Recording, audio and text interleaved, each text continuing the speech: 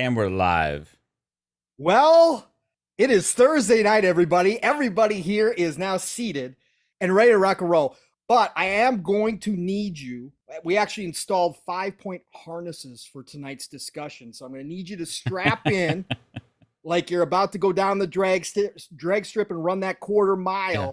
This episode's in 40 max D, like the theaters, yes. You know.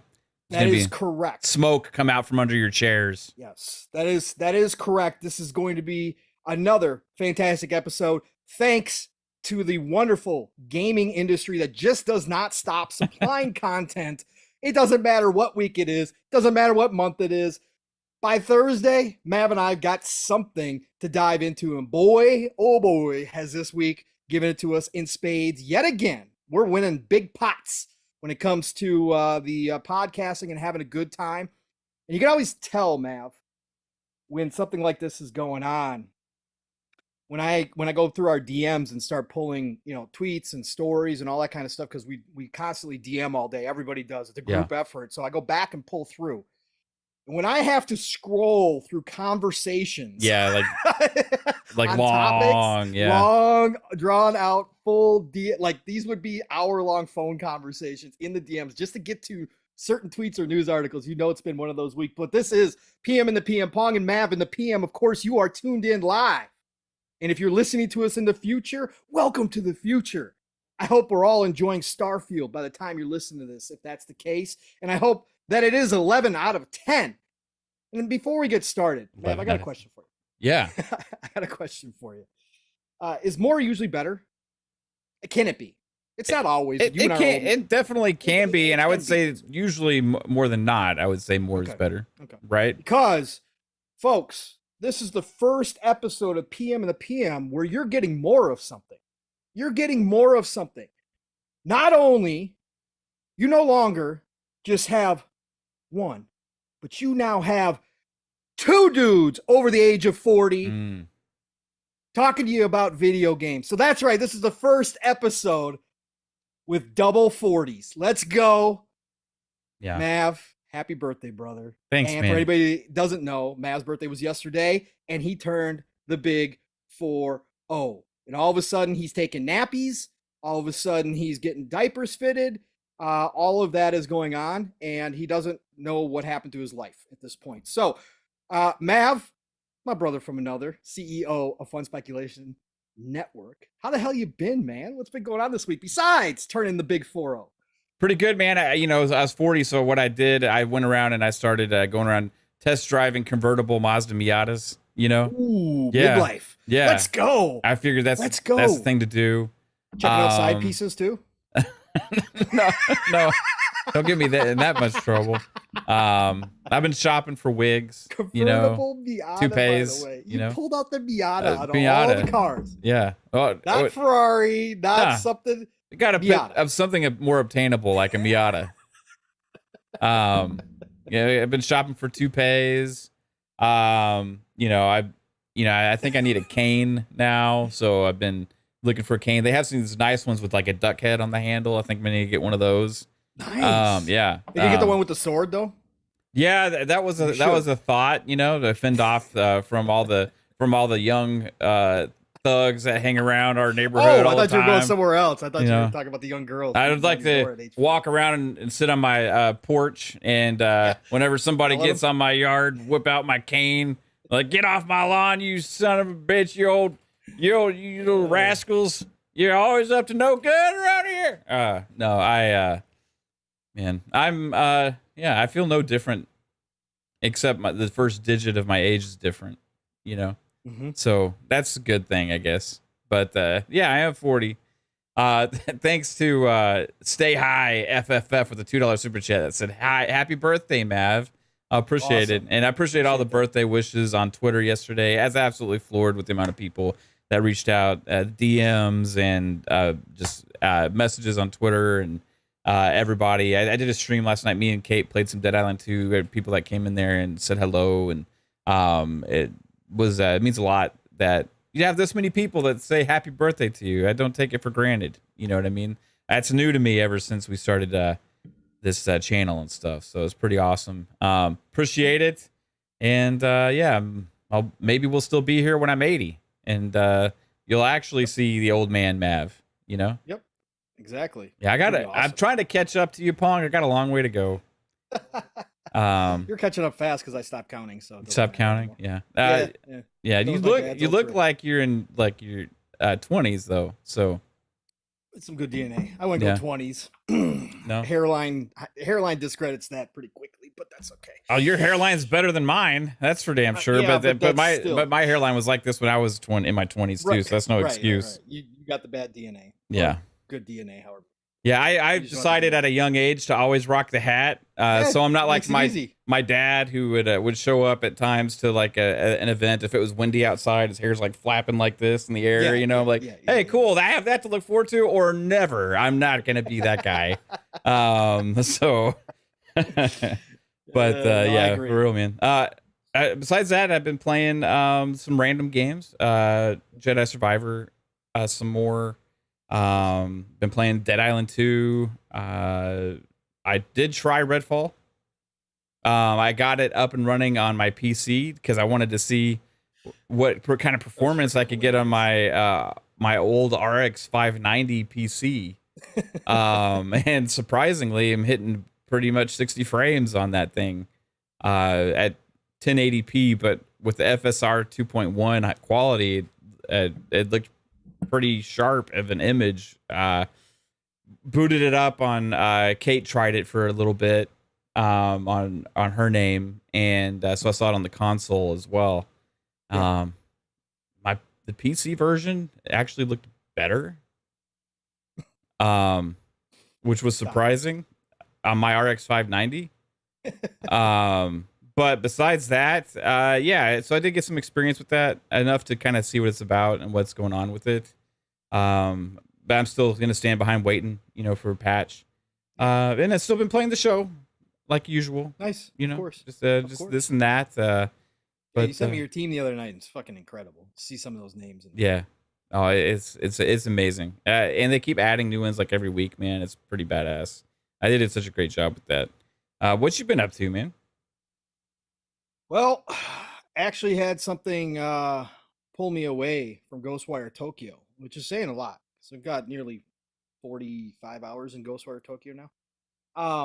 And I'm not even on the third chapter for people who know the chapters in that game. That's how I play my games. So I actually had something pull me away, and it's something I've been waiting on, something I had pre-ordered, and of course that's Age of Wonders 4. 4X strategy game, published by Paradox. This has been a game that the mainline series has never come to consoles. You guys have probably heard me talk about this before. It's always been on PC only. Never had an opportunity to play it. I did play Planetfall, and really, really enjoyed myself with Planetfall, which is a sub game of it, right? And so I've been waiting on Age of Wonders 4. Yeah, Empires. I knew I was going to do that tonight. So this game. Simply fantastic. I made a post about it. Triumph Studios, who is the studio behind it, shout out to them. They retweeted my tweet because obviously I was promoting the Xbox version, and they quote tweeted me and said it's available on PS5 too, and go check it out on console. Surpassed my expectations of what I thought this game could be on console, and I read Jez's review, and Jez had a pretty glowing review.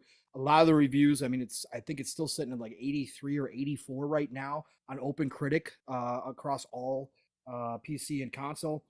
But I didn't know the team had pulled it off this well. I know Jez had said that he had a little bit. I think it was Jez. I read a lot of reviews, but I think it was Jez that said he had a little bit of problem, and he's a dude who plays RTSs and strategy games, adjusting to the controls at first, that they weren't as intuitive as they could be. I had zero issues. Maybe that's because I played Planetfall, so I kind of got used to what they were saying. It's not the same. They changed a lot because this game has so much more detail to it. it's stupid. Like, it's dumb how far deep you can go into this game. But my first game went 100 turns. I had 0 crashes. There are some performance issues, especially in the battles. If you've got bigger sized armies, you are going to see choppiness, stuff that can be easily patched. I'm playing on the actual quality mode, Mav. They do have a performance mode, but I'm playing on quality because in this style of game, 4X strategy, I don't need the 60 frames, right? Yeah. I just, again, it's straight up strategy. So I don't need that 60 frames at all. Now, the turn-based battles, sure, with 60 look a little bit smoother. Yeah, but I'm not worried about that in this style of game. I've played them so much, forever in 30 frames. It just doesn't bother me at all. So I've been sitting in quality mode. Like I said, 0 crashes, 100 turn game. Played it to victory. But the customization, Mav, is unbelievable for this type of game. I'm going to say that in RPGs, I've seen much deeper customization, but with a 4X strategy game, normally you don't get this kind of customization. They've got pre-built factions, they got pre-built worlds, they got pre-built leaders, but you can go create all of those and form them any way you want to. You can adjust the colors of your factions. You can adjust the armor style of your factions. You can do all sorts of craziness just so you can get your own personal feel. And then you get into the game, and my God, there is so much going on. Some of it I was really comfortable with because, again, I played 4X strategy. It's a Civ style game, but there's a lot of new features to this one. Now, the good news is they got hints. They got tool tips up everywhere. You can turn them off if you don't want them, but they've got them everywhere. It's once you get the controls down, very easy to deep dive in. You can actually go into the encyclopedia on screen so you don't have to leave the game. They've got certain words that are highlighted in descriptions. You can actually click into the description and then go into that word and it'll explain what it is. Like, they've got all sorts of ease of use and quality of life stuff built into this that actually works really well from a controller standpoint. So I just had a blast, man. Like I said, 100 turn game. I built up my armies. I did post some videos. I got more videos too, but I had some huge battles, man. Huge battles, like crazy. I was like, oh my God, look at all these characters on the screen. Oh my God, this is so cool. I wound up getting this giant Balrog demon, and he was so much bigger than all my other guys, like on screen, like even in the world overview. And the funny part is, Mav, the worlds, they have a top world, and then they've got the underworld that you can go into, which is basically the same size as the top world. And you can go develop underneath the underworld. You can start in the underworld if you want to. I didn't even go down into the underworld once. And all I did was sit up on the top and, form my armies and take over and all that kind of stuff. So Age of Wonders 4, Triumph Studios, spectacular work. Yes, it needs a couple patches here and there for some performance stuff. The reviewers all pointed out that I read that there was, if you were playing console for sure, some issues, but nothing major. Again, I didn't have any crashes in that whole entire game. And there's some little nitpick things that show up that I can see them fixing. But other than that, just a shout out to them. Shout out to Paradox, one of my favorite publishers. You all know that. This is the golden age of gaming, and this is a part of it when we talk about this. And you guys know that being here in PM to PM, if it's your first time or you're listening to us for the first time in the future, Mav and I love RTS and strategy. We went almost a whole entire generation with very few and far between titles. The 360 and PS3 era, we had a lot. Then it completely died last gen.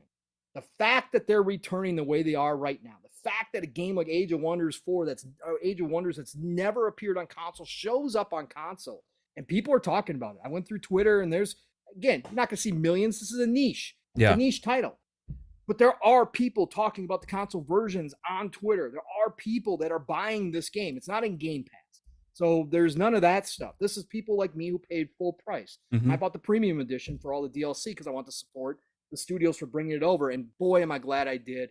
Anybody that's looking for a 4X strategy game, Civ style, but you also get I did a whole descriptor on Twitter, which Triumph Studios actually liked because somebody asked me what it was.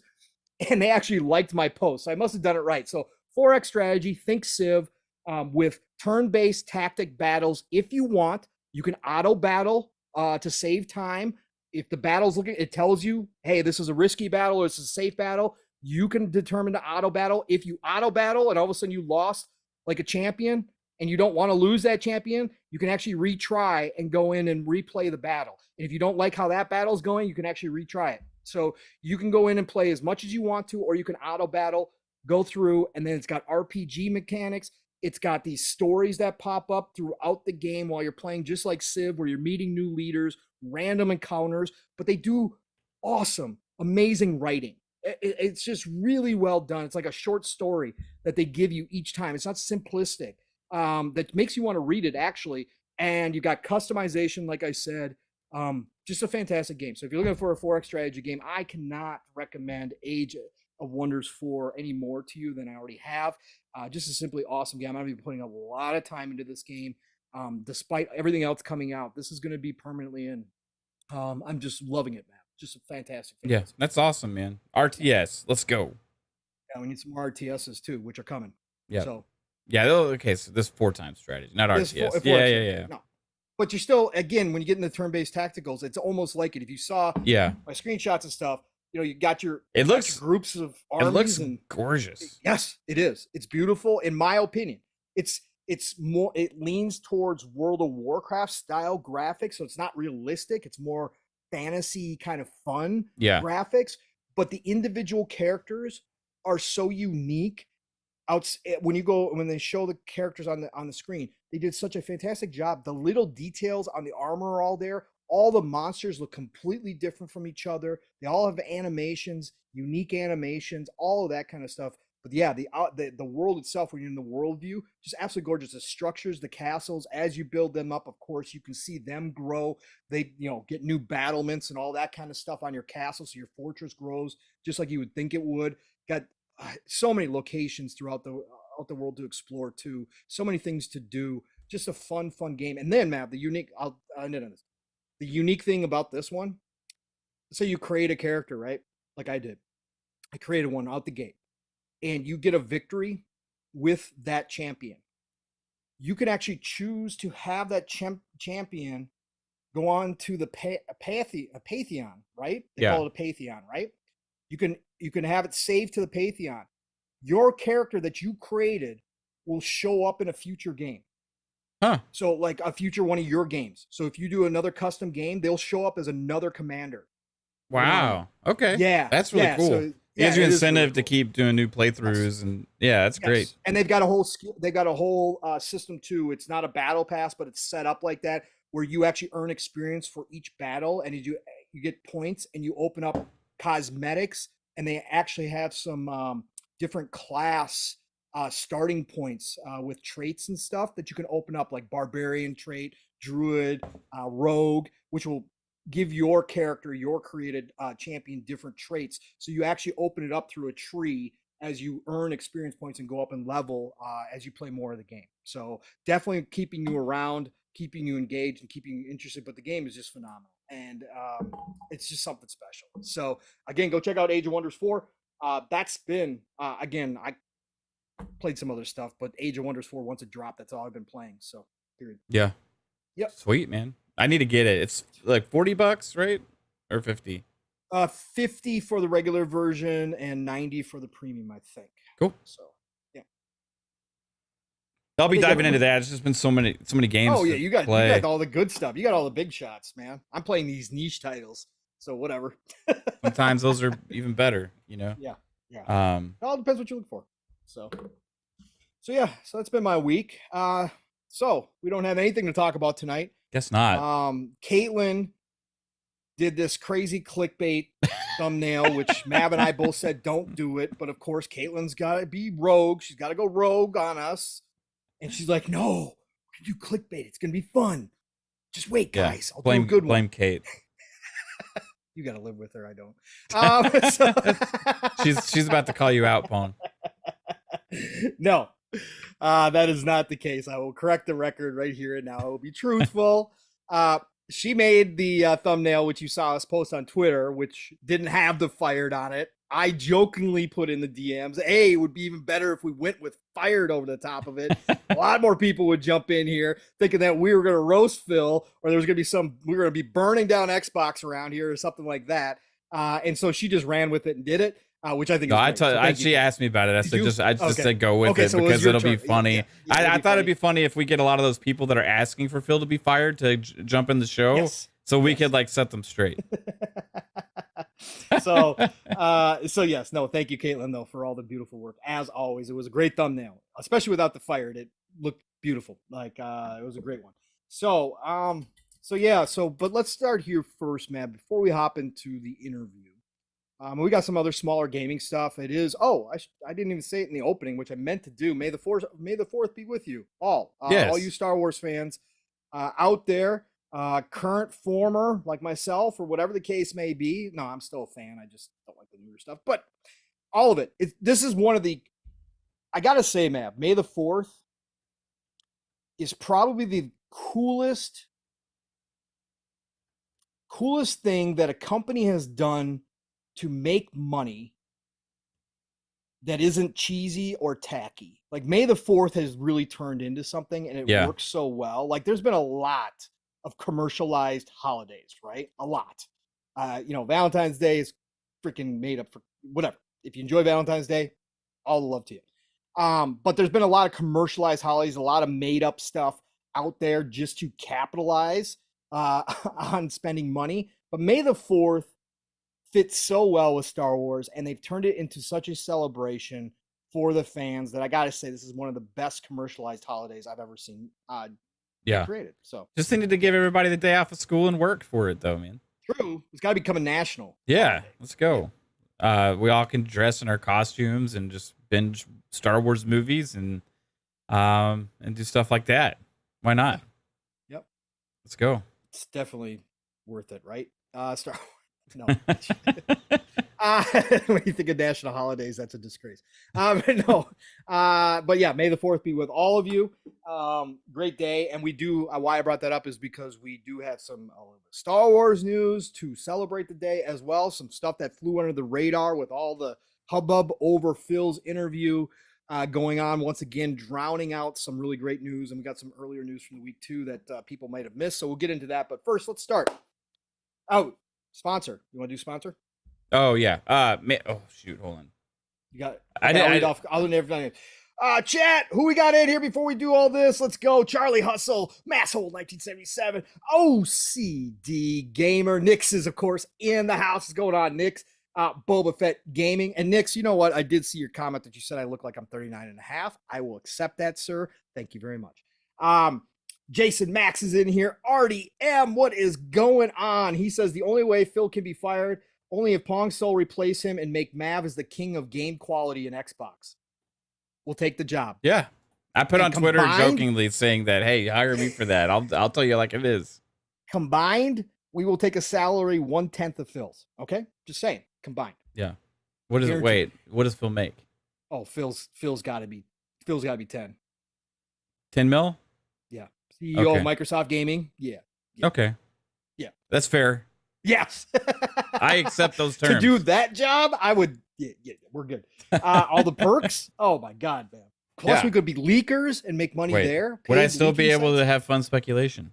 Yes. Okay. Because I'd be in charge. So let's go. Okay. Right on. That's where we'd leak our own Xbox news. Yeah. Can you imagine how big that channel would be? Oh my God.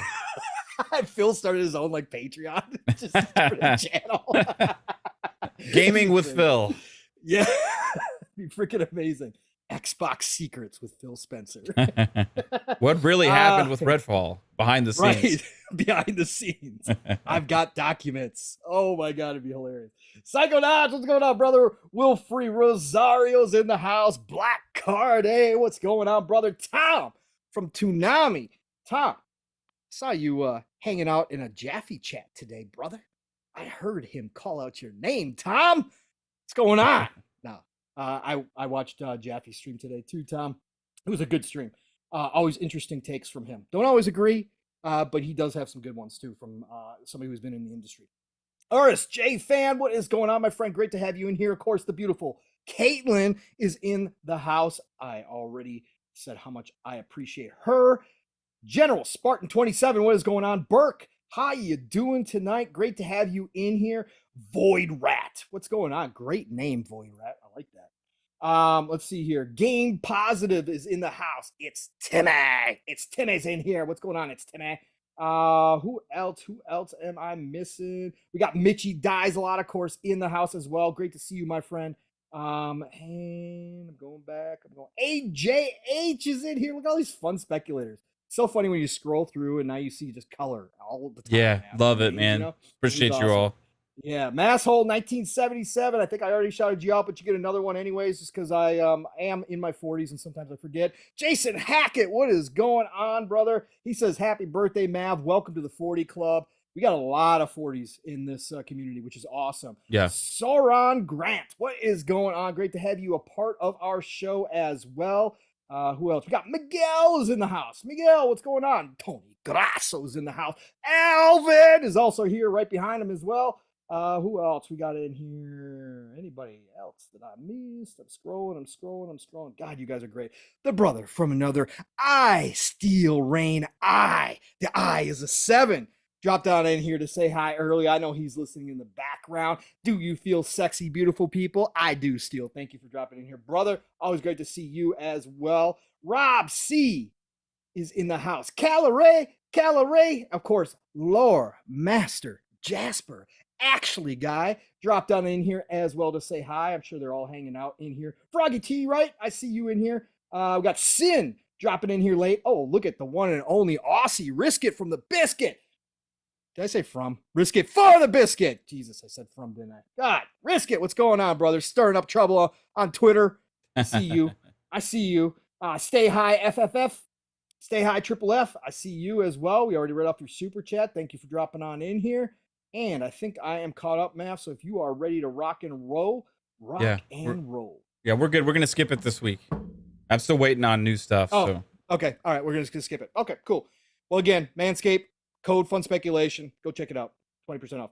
Mr. Ordinary VX dropping on in here with the salute. And we got Midnight says, happy birthday, Mav. Thank you. Appreciate it, guys. Thanks, Portal. Also, appreciate you. Well, Pong. All right.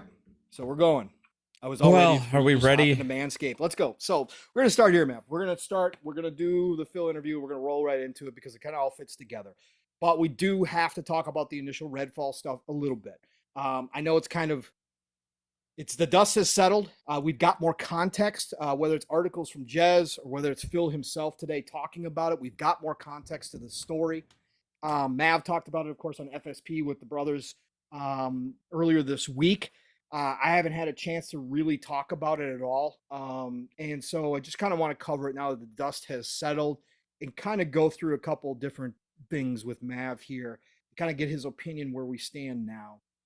I'm pretty sure we lied because we talked in the DMs, but so Redfall came out. There's no spilled milk now. It's over with. It is what it is. It's currently at, I think, a 63 at this point. I think IGN's review just dropped today. I want to say they did their final review and gave it a 4. And we'll get to the review side of things as well. Because Phil touched on it, and we're going to talk about that too, because our opinions on reviews. It's just that they are still important to the industry. So it is maybe not important to us as enthusiasts of the gaming world, but for the masses, it's still important and does affect companies. So sitting at 63, it came out with obviously technical issues, Mav, and I heard you talk about the reviews. We warned the reviewers last week after Star Wars Jedi Survivor came out, and 95% of the reviewers ignored the actual bugs that EA and Respawn themselves told them were going to be in the game. They trusted the Day Zero patch was going to fix it. We know that's not the case, especially on the PC side, but the console side as well. We know that there's still bugs in Star Wars Jedi Survivor, but the reviewers ignored it, gave it 8s, 9s, and 10s across the board, and we told them all, don't come out next week with Redfall and all of a sudden make a big list of bugs and have that in your score, right? Don't do it because you look like frauds. Well, guess what? Journalists continue to do what they do. Reviewers continue to do what they do. And they're frauds, okay? A lot of them. Not all of them. Some of them gave equal smoke. ACG, shout out to ACG, keeping it across the board. Above level. Gave them both smoke, as he should. But it wasn't just the technical issues. Of course, the reviewers did make a big issue out of the technical issues, Mav. We already knew about the 60 frames things. We had that whole discussion. But there was obvious bugs, right?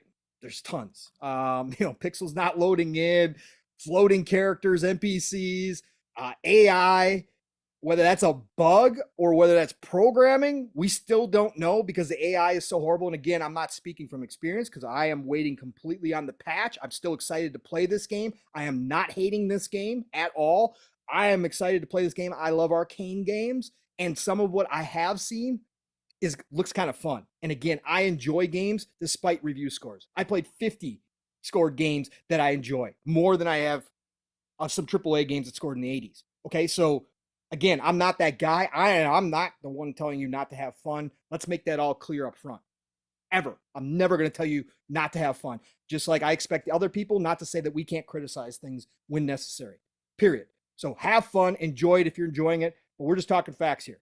So there's bugs, but something else came out during the reviews, Mav. And that seemed to be some fundamental game design flaws that people were obviously showing. Again, the AI, if you want to count it on that side of things, is a problem.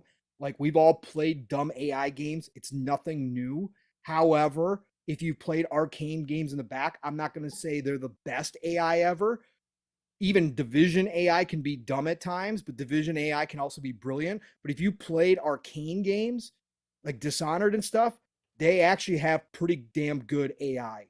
There are cases, especially like in the Dishonored series, if the guards see you and they're on alert, they're going to follow you into buildings and search rooms, right? So I've seen Arcane do really, really good AI, in my opinion. But we saw some incredibly stupid AI in this. So, and then we just got some people saying how empty the world was, Mav. How, missions were repetitive. Again, this is stuff we've seen. It's Far Cry. It's a lot of things that we've all talked about before. This is an arcane game, right? So expect a little something different. But again, it kind of, in totality, between the performance issues and then some of these really, big design flaws, core gameplay flaws that people started finding, really brought this game down to rock bottom. And again, I know people are having a good time with it. Enjoy it, please. I've been seeing I've been retweeting people who are posting pictures. I've been retweeting people posting video. If you're having a good time with the game, again, I'm all for it. Again, I'm not talking about that. But man, now that the dust has settled and you kind of took all this in, and again, it's spilled milk at this point. Yeah. There's no going back and changing it. They launched it. Okay. They launched it. They made the decision. Here we are. Now that you kind of look at it, Mav, obviously, those people saying delay it, Phil talked about that, and we're going to go into that. There's a reason why they didn't delay it, and he was pretty explicit about it. And I think he made it kind of clear today that the core gameplay wasn't going to be fixed with a delay, and the bugs were within acceptable limits.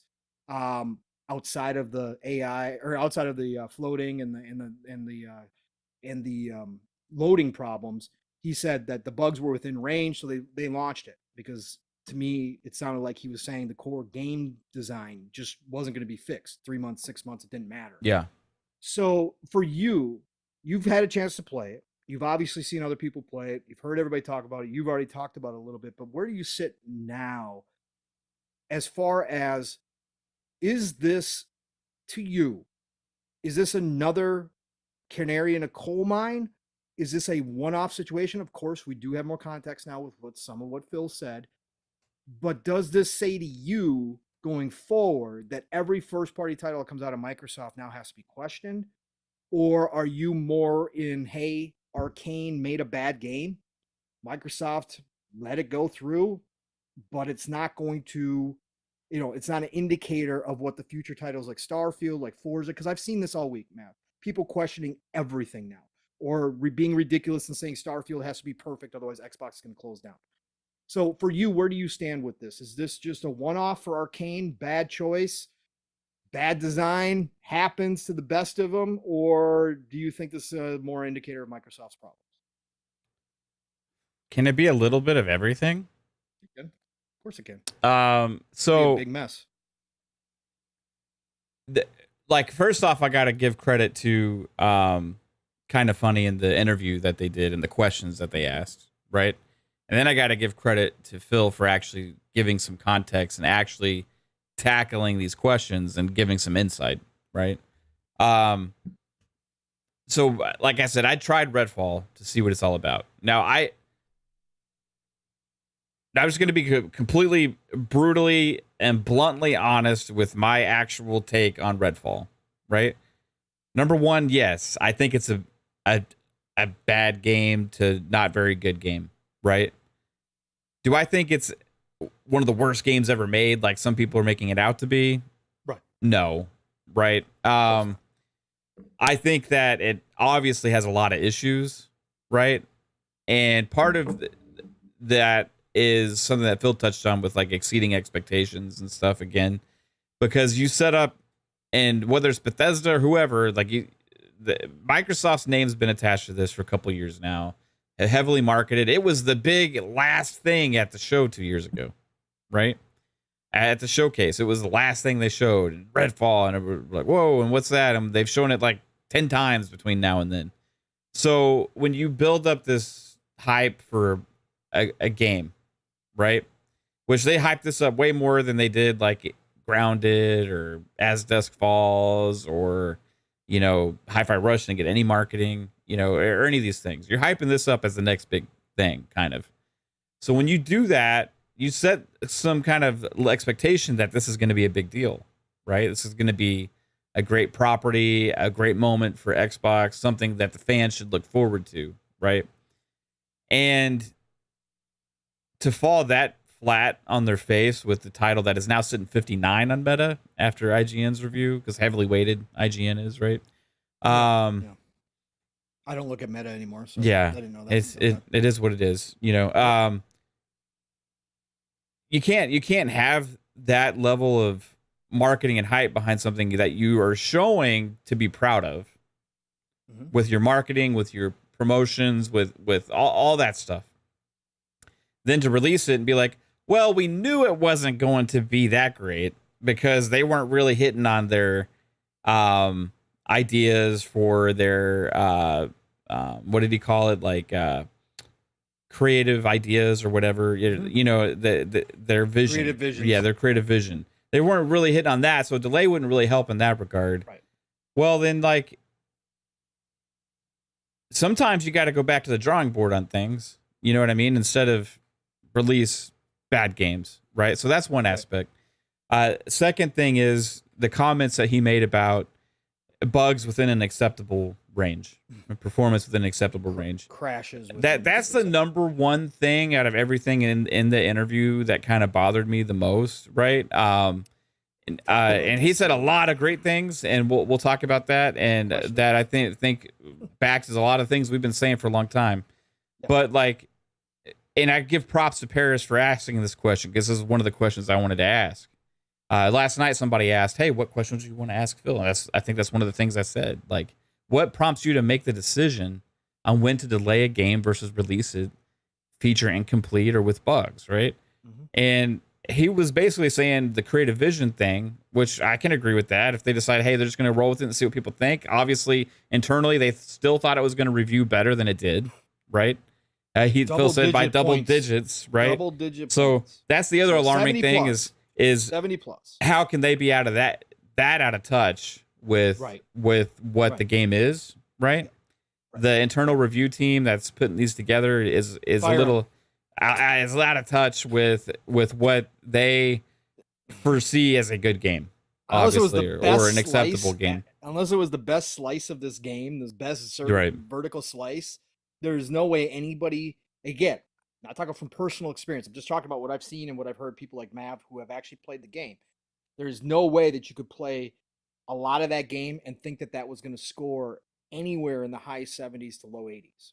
So if he's saying that they thought it was going to score in the low 70s, maybe I could see it, but like, no. Yeah. Overall, there's just no way. But anyways, the game still could have been at a more complete state that would have still helped it, right?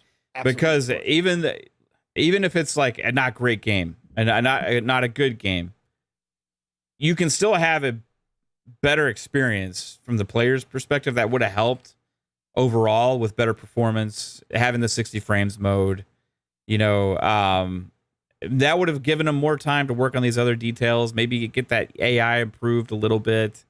These other issues that are affecting the scores, which if you read the reviews, right? Yep. Which, you know, feels like, well, acceptable bugs and acceptable crash rates or whatever. The reviews aren't really talking too much about crashes. They're talking about the technical, a lot of talk. And I pointed this out on Twitter in a discussion I was having about the technical flaws with the game, which I think is, well, rightfully so. I think that's what they should be pointing out, right? And the reviews are littered with talk about the technical issues with it. And so has Twitter, right? Because the game comes across as not just a mediocre game to bad. It comes across as a broken mediocre to bad game because of all the bugs and the poor performance and missing the performance mode. And when we criticize Redfall and Xbox for going forward with this game without the performance mode, people called us babies. Some called us crybabies and all this kind of stuff. Like, well, you're just going to play it, and if you don't like it, then whatever. You know, it's come on. Like, we had, as consumers, and Phil touched on this too, spending $70, we should expect a certain level of quality, especially something that is attached to the first party, where they have the most control over the quality that gets put out, right? They can't dictate when EA releases a game or when 2K releases a game or Ubisoft or, you know, any of these other companies, but they can dictate when they release their own games. So I wasn't, out of everything, that's the aspect of that I disagreed with Phil the most on, is like, that shouldn't be acceptable. And yeah, you said the creative vision couldn't have been altered within 3 months, but maybe the performance and the bugs and that kind of stuff could have been, that still would have made for a better game at launch, right? A complete game at launch, regardless of how it's perceived with the player's enjoyment level of it. I would still rather play a mediocre polished game than a mediocre broken game, right? And I feel like most consumers would agree with that. I look at a game like Jedi Survivor, right, which I think wrongfully by the reviewers, and I've got overlooked all the technical problems that it has, right?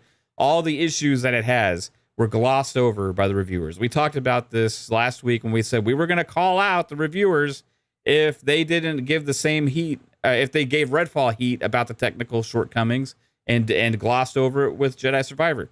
Now, Jedi Survivor is a good game. It's a great game, right? That has... You're a mute, Pong. I said game of the year, according to some. Yeah, a lot of people think game of the year. It's a good to great game that has a lot of technical issues and performance issues as well, right? There's HDR broken stuff. There's audio bugs. There's weird texture things going on. There's pixelation, major performance issues, you know, all these kind of things, especially on PC, right?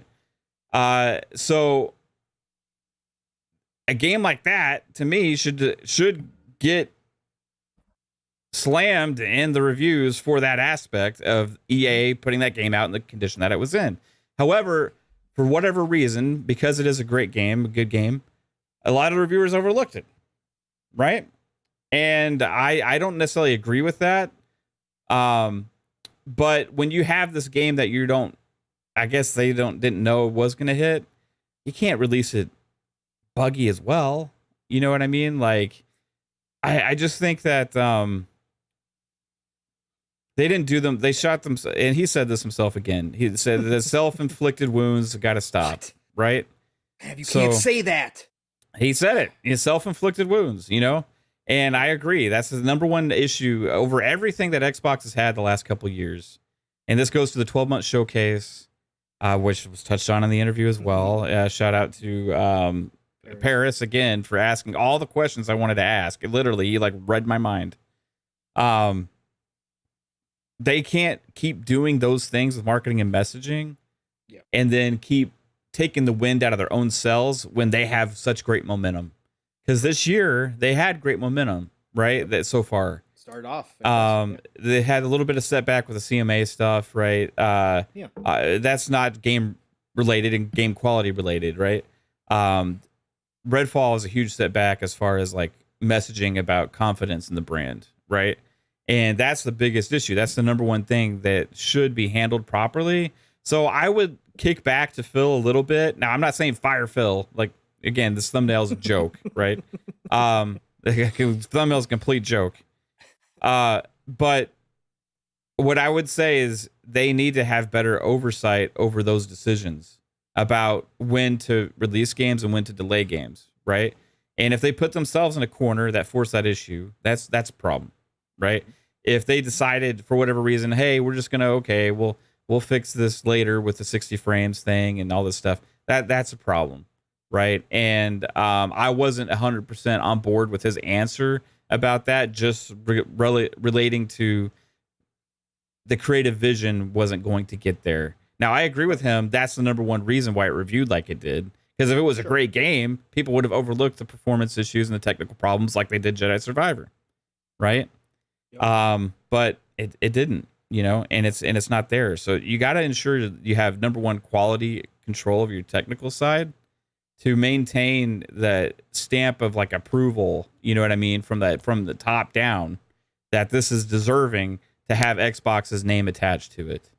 Right. And without that, then there's no confidence that the games that you're releasing are going to meet that any kind of level of criteria. Right. So that's about consumer trust and stuff like that. So they got to do better on the technical aspects and messaging as far as that goes. And as far as the game itself, you know, I think it probably would have reviewed a little better if it didn't have those issues as well. Yep. It could have turned from a 59 to the 69 or whatever. I don't know, 65. It would have been better than it is.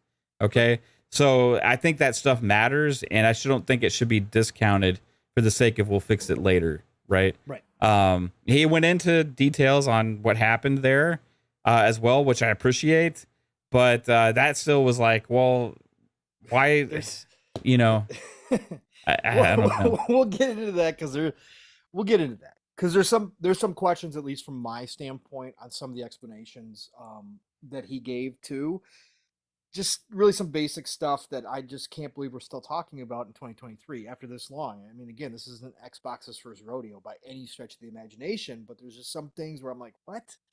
Anyways, let me give you guys a quote from Phil today. If you guys didn't have a chance to watch the interview, again, Xcast interviewed Phil about 40 minutes, launched it live this morning, 6 a.m. Pacific Standard Time. Xcast is a part of Kinda Funny.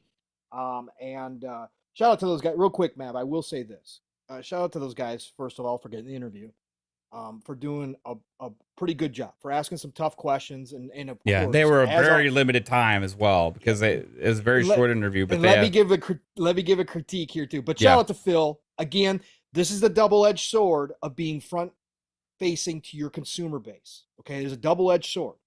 All the people saying Jim Ryan wouldn't do that. Well, no, because Sony's not a front-facing company, right? Yeah. That's the difference. That's why we praise Xbox, and that's why we have these shows and talk about this stuff, because Xbox is listening. Yeah. And they did also allude that this interview had already been scheduled. Yes, scheduled, correct. So this took a big turn on its head, right? Because the same thing, and Gary Whitta mentioned about, you know, when he did that Halo Infinite interview about the delay. Yeah. I watched that back then, and, you know, it was the equal energy, right? You know? Right. I would say this was even worse energy because, you know, different situation. And there's multiple levels here because of the CMA stuff and all that kind of stuff. And we'll talk about that too. We'll talk about the interview specifically here in a minute. But I do want to say this real quick, Matt. If we ever get a guest like a Phil Spencer, okay, and there's a hard time cut off, okay, he's got to go. They say you've got 40 minutes and Phil's got to get out of here. If I start rambling and not asking questions with shut your mic that off, aren't important, shut my mic off or cut me off in midstream and you just take over. Right. Paris did ramble a little bit. Gary Whitta kind of rambled a little bit. Bro, they had time for about it. You got a guy like this in a situation like this where there's a lot more questions. I thought they did a great job with the questions they had. There's a lot of follow-up questions they missed. There was just a lot of little things. Yeah. They had, if you cut out Gary with his time and Paris's time yapping, Yeah. They would have, because you could have 3 to 5 more questions. When questions. when the last question ended, Yes. and the hard cutoff was there, Yeah. that would have been the most opportune time to have a follow-up question, because that was getting juicy right there. Correct. And instead the juice got cut short because Right. oh man, that was frustrating. It's like, wait, what? No, I want to expand upon that, Phil. You know, like, and instead of, hey, we got a hard cutoff, like shit, you know. And Mav, if we're at that level and we have Patreon that we got to thank and all that kind of stuff, we're going to do the interview with the full amount of time, and we will cut in the Patreon thank yous afterwards, and we will splice it in, right? I just thought those were my 2 critiques for it. But again, shout out to them. They did a great job with what they had, and the questions were good. And obviously Phil was in a different mood. We'll talk about that. But there was a lot of time left on the table where they could have gotten some really better questions, follow-up questions in there to maybe get some even more deep dive answers from Phil, because Phil was ready to talk today in a different way. Yeah. He was ready to talk. So we'll get to that. But let me give you this quote. Phil Spencer on Redfall, quote, "There's nothing that's more difficult for me than disappointing the Xbox community. To watch the community lose confidence and be disappointed, I'm disappointed. I'm upset with myself. We'll revisit our process." And he also went on to apologize. And during the interview, he also said, "We would never strive to launch a game that we thought was going to review in the low 60s. It's not part of our goals, obviously."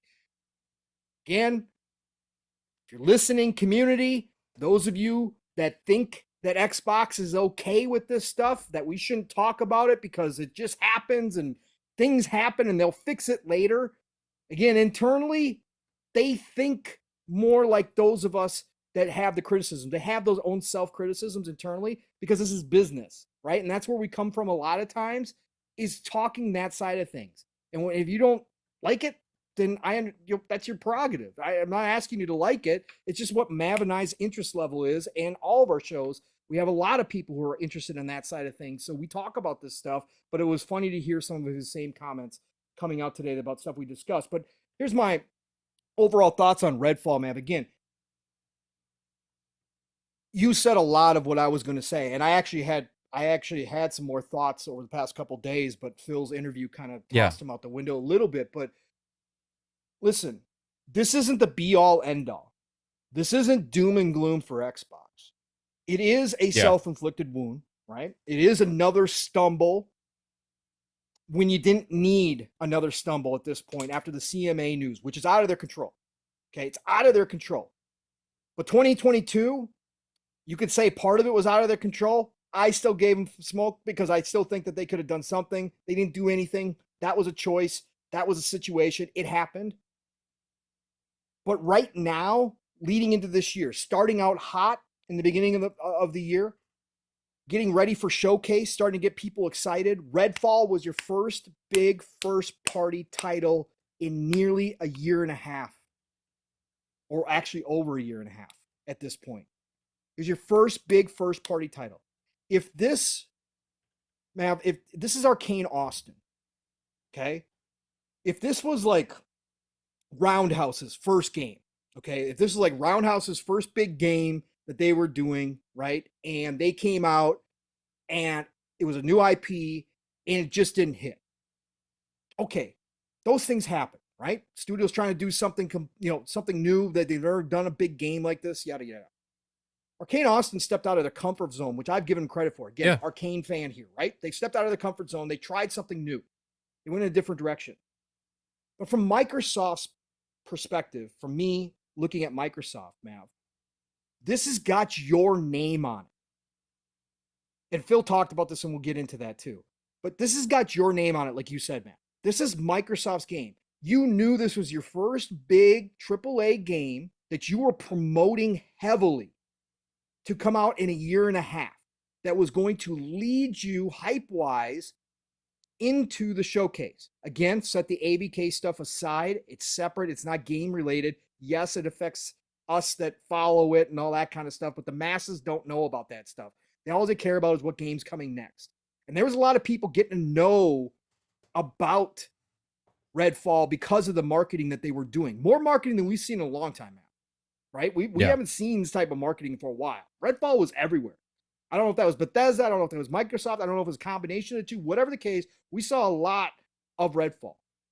Yes, you had to stumble with the 30 versus 60 frames, but had this game come out and scored in the high 70s, low 80s, I was hoping that this was going to be Arcane's best game ever.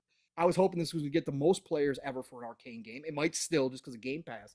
But at the end of the day, I thought this could be the most popular Arcane game ever, because I want nothing but the best for that entire studio, like Leon or Austin both. I love them both. But you have the 30 frames thing, the 60 frames thing, but then you let the game, which again, there is no way anybody internally played this game and did not know about the problems. There's no way that Arcane Austin's own people, their own devs, were playing this game and saw some of the AI. And again, I understand, maybe it's just too late in the game to change. There's nothing you could do about it. But there's no way as Microsoft, I allow this game to drop. Now, I'm not saying I would cancel it, because my God, that would cause something, okay? If they came out and said, yeah, Redfall's canceled, that would be something. But I would have given this team more time, whatever it took, to try, as Mav said, to fix the bugs that were obvious, the problems, the flaws in the performance. Because like Mav said, some of these scores wouldn't be so low if it was just one or the other. But because you have both gameplay problems and you have performance issues, it's a double whammy that no game really overcomes, except for like Bethesda first party titles like Skyrim, Fallouts. They can overcome that. But to ask an Arcane studio to overcome major flaws on both sides is really, really tough to do. Okay? And so for me, knowing as Microsoft that I have my first big title coming out and I've marketed the hell out of it, and I've got a studio like Arcane Austin attached to it. Arcane may not be the biggest name overall, but when people hear Dishonored and Prey and that kind of stuff, they know who you're talking about. Again, this isn't some little studio, some new studio that you just started, or even some studio that's been around like Roundhouse that just never has put out a game. This is a bigger time studio. You've got to know that this has to have quality standards to drop on your platform, because it now represents your platform. And I want everybody to understand, I get it that Game Pass exists. I do. I love it. Best deal in gaming. It's one of the main reasons I'm on Xbox this generation, because I absolutely love the value. I love the diversity of games. Game Pass exists. But when these discussions come up, it can't be a crutch to say, yeah, but it's in Game Pass. That's exactly what we don't want to have happen. Microsoft, when they are launching a game, even though they know it's dropping into Game Pass, they need to treat it as if Game Pass doesn't exist. And you heard Phil, Mav already brought it up today, acknowledge that it's a $70 game and that the quality has to be there. Because internally, you can't look at Game Pass and say, we got Game Pass, they won't care, drop it. That's where the whole BS Game Pass fodder narrative came up in the first place. And you can't do that. There has to be some quality control. There has to be standards. You have to drop a game that when you look at it, it doesn't have to be perfect. Okay? It does not have to be perfect. No games are perfect. We know this. Okay? No game is perfect. Hi-Fi Rush was damn close from all aspects. It was damn close. But you have to know when you drop that game that people, you have to look at it and say, would people buy this at full price? And if it's a no in any way, and again, you can't account for everybody's taste. You can't account for all that. I'm just saying in general, would people who paid money for this game, full price, would they be satisfied with the quality? Again, like is an opinion. I'm not talking about that. Would they be satisfied with the quality? Would they be able to play this game and say, okay, I didn't like the game, but I can't really complain about performance. I can't complain about any of that. It has to be treated that way. every time out the door. And especially in Microsoft's case, fairly or unfairly, as we've talked about plenty of times, right? Microsoft has to build up that goodwill. And the way you do that is with first-party titles that come out with a certain type of quality. Not everyone is going to. PlayStation has had its fails. Nintendo, more rare, but they've had their misses as well. It happens.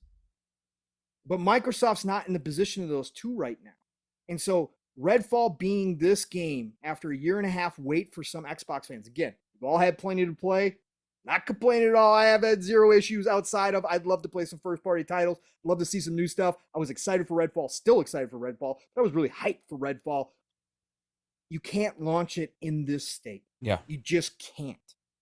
Whatever needs to be done, needs to be done. And again, I'm not saying cancel it because I think that would be a bigger mistake. But if Arcane needed another year, got to give them another year. Yeah. You just can't. I wonder what happened. Was there a conversation even about it? It almost doesn't sound like there was. It doesn't sound like there was. It just sounds like they just were ready to move on because they weren't able to hit their ideas that they originally had. Right. And they were like, well, this is as good as it's going to get minus these performance things and bugs. I think we're okay to go. And, minus the 60 frames mode, but I don't think we can hit it ourselves. So then it's Xbox like, well, okay, well, let's get, the Coalition and Rare to help you with Unreal because we need to hit 60, but we'll go ahead and launch it. It's almost the energy that I'm getting here. You know what I mean? And they still felt like it was going to be received better than it was, right? But it doesn't feel like they thought it was going to be a smash hit based on what he's saying. Now, he could just be saying that now, right? As well.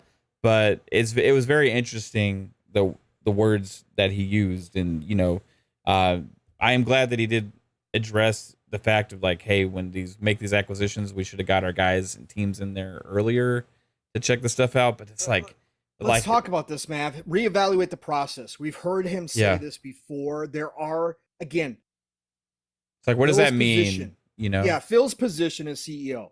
He carefully chooses his words. Okay. Yeah. Some people with certain agendas like to call it double speak. It's CEO speak, pure and simple. Every CEO does it. Okay. He's got to be careful with what he says. He's very calculated with what he says. It's all kind of, sometimes if you watch enough interviews, you will catch the constant kind of pre-programmed lines that somebody in Phil's position does use constantly in these scenarios. And Phil does it. Okay. But my point, Mav, and I want to turn over to you real quick because I want to get your thoughts on this. We'll just roll into this because we're already in it. So the interview, when he talks about that, Mav, because he talks specifically about the fact that when they acquired ZeniMax, and he talked about how games are in progress and all that kind of stuff, he admitted, which is just shocking to me, because to me, this is basic, right? Again, I don't run billion-dollar divisions, right? I don't. I'm not even close to anything like that. I don't run billion-dollar divisions. But management at its core level, there's certain things that no matter what industry you're in, no matter the size, doesn't matter. There are certain things that you just kind of know you got to do. And one of them is to check in on your new employees. One of them is to get everybody acclimated, which is a big part of these big giant acquisitions. We heard that time and time again. ZeniMax was so close to Microsoft that this was going to be easier for them to integrate than other acquisitions would be. But one of the first things you do, Mav, when you bring somebody new into a job as a manager, is you get them comfortable. And then you're checking in on them, saying, hey, how's work going? How you doing today? Got any questions? What's going on? What have you been doing with this project we got you on? How you feel about it? Blah, blah, blah. From what he said today, Mav, it's like they didn't even do the basic, hey, Arcane, heard you got this game called Redfall. We heard you guys been developing for a while. Yeah. We told you to cancel the PS5 version and just work on the Xbox and PC version. We just want to know how those versions are going. You guys doing okay?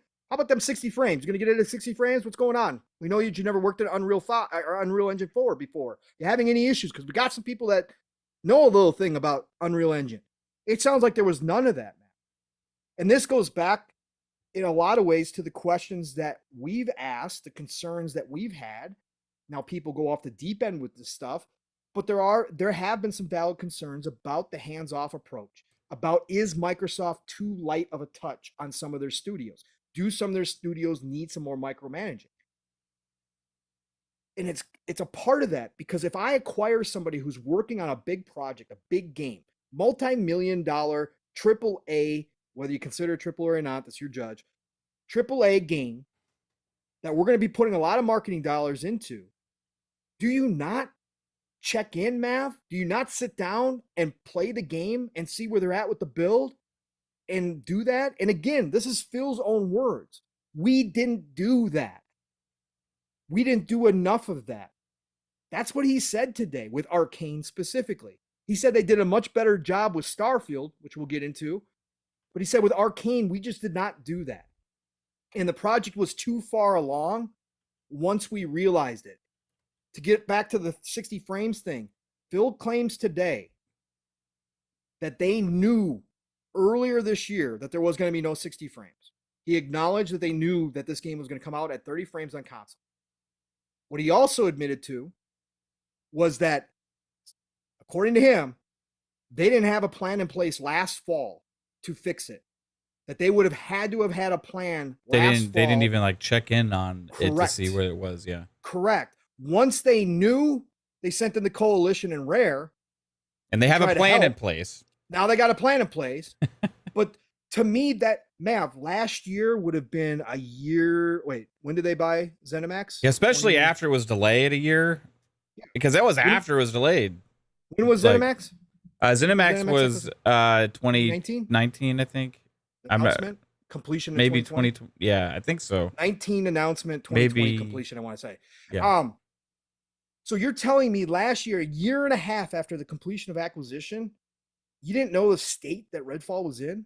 Or at least you didn't know enough to know that they were having problems with the 60 frame mode, let alone all the other stuff? Again, bugs and technical stuff, that's supposed to be caught by your team. That's supposed to be caught by QA. All I can say, I don't expect Phil to be checking in on them going, hey, can I play your latest build? And I want to go play through. For him to have the people in place that do that. Right. And that's part of the leadership breakdown that, again, I'm going to give this to you, man. I've talked enough. I kind of took the lead on this one. I didn't mean to, but I did. Because I've been thinking about this all day. To me, Xbox has now been in this industry for decades. Mm-hmm. This is not their first rodeo. They have had their share of wild successes. Oh, yeah. They've had their share, more than their share, of problems and issues and games getting canceled. Do we need to bring up Scalebound? Like, they've seen what's happened, Map, if you're not paying attention to studios, right? And you can say, and Phil gave Arcane Austin a vote of confidence in this interview as well, said that he thinks that they're still a great studio and he knows that they're going to do something great in the future. So that was awesome to hear. But the fact is, you have to understand where these teams are. You can't let them be to their own devices. Some teams, you can. Some teams, you just know they're going to do it. But other teams, especially as new kind of like managers to them, you got to get to know them. And yes, you can say, well, they've worked together before. It's not the same when you acquire somebody like Phil said. That we didn't. He also said, Mav, and I'll turn this over to you. He also said, we did not have enough conversations with the team at Arcane to have an understanding with them about what it meant to be Microsoft Xbox first party. Right. Yeah, that was a big statement. Right. Yeah. Right. That sounds like philosophy to me, Matt, that they did not get into Arcane and say, okay, you're used to doing things this way, multi-plat, all this kind of stuff. But now our name is attached to your work. And that means something different. And that never happened. It sounds like that conversation never happened. So kind of get into this, Mav, about the Arcane talk and about how he kind of described that we still don't have these processes in place. We got to reevaluate. We're still figuring this stuff out. Yeah, we should have done it. I feel bad, but we didn't. What do you think about this? It feeds into, honestly, what we've all been saying for a long time about Xbox's issues. He just acknowledged it today, right? And it's about communication, quality control, and all that kind of stuff. we literally had conversations about this for several different times. Now, Halo Infinite was a huge one. Yeah, like I mean, so and Phil's, I mean, he's been doing this for 20 something years now and working for Microsoft, and like how many games has Phil been a part of launching within Microsoft, like and within Xbox? It's been, I can't even imagine the number, right? So like there's an understanding of what's required and what needs to be done to check in on the status of games, right? So for me, that's like still that, and again, this touches on what we just talked about, like even with the decision to launch it in the state it was in, that leads to the most questions I have over the interview, and where I like don't really 100% understand. Now I can sense the frustration that he has, and maybe touch on that, and maybe he's spread so thin now because his roles become so much bigger, right? So, you know, and we talked about this before. I know I talked about it. I don't remember where, but when you're become over such a larger entity, there's more things in place that become like a funnel that always leads to the top. Correct. Right? Now it's the person's job at the top to make sure all the pieces are in place to make sure the funnel is operating to maximum efficiency, right? You have to trust those pieces. Yeah, you have to trust those pieces, and the higher it gets to the top, the more important those cogs become to the whole grand scheme of things. Okay, right. So at some point, either at the top or throughout this funnel of decisions, of quality control, and all these different things, there's some kind of fundamental breakdown, right? For me, it has to be somewhere close to the top in order for something like this to happen. Right. Because this person's in charge of all the decisions that get funneled. This person's in charge with a certain amount of decisions. This person's in charge with these decisions. This person's in charge with these decisions. Somewhere, something is not being communicated properly, or things are breaking down in that. Now, it's Phil's job at the top to identify those issues and make sure that those are ironed out, because he's got to make sure this massive, huge entity of Xbox now, which has grown substantially since he's been in place, is operating as well as it was when it was a small part of Microsoft, which is much more nimble and easier to control, right? So that's the challenge that he has, right? The buck at the end of the day, it starts and stops with him, and that's why he was granted this promotion and put in the place as Microsoft CEO of gaming, because it expands so much as a huge focal point of Microsoft now. It includes ZeniMax Bethesda, it includes Xbox Game Studios, it includes the publishing side with the third-party partners, it includes the cloud, it includes the console space, it includes the PC space, includes partnership deals, marketing thing. There's so many different things that ultimately get funneled up, and where he has the final say so or whatever, right? So there has, at some point, there's a breakdown. Now, ultimately, is Phil doing a good job? Yes. I think an amazing job, right? But when these issues happen and it becomes an increasingly frustrating thing as a consumer invested in the brand, that's where the communication is like, what do you mean? Like, because everybody already knows these things have been issues for a long time. So why are you telling us now? You just need to figure out and identify it. This has been an ongoing problem. Now, we won't necessarily say launch quality has been an ongoing problem, right? But communication and setting yourselves back, taking your wind out of your sails, marketing, decision making on when to launch games, and all those kind of things have been a continuous problem, right? Either not enough, or launching too early, having issues, right? And all these kind of things. So it's kind of like saying, yeah, we know there's a problem, we're going to get it fixed, and I'm sorry and apologize to the fans again about what happened with this game that we marketed to you a lot, and we kind of sold you on, made a huge focal point of everything we're doing, and it was a big letdown. But you know, we've know what happened, because the question was like, what goes into identifying the problems? Phil immediately just told them what the problems were. Right. Meaning he already identified the problems. He already went down and looked at it like, okay, what did we do wrong? What did we do wrong? Right.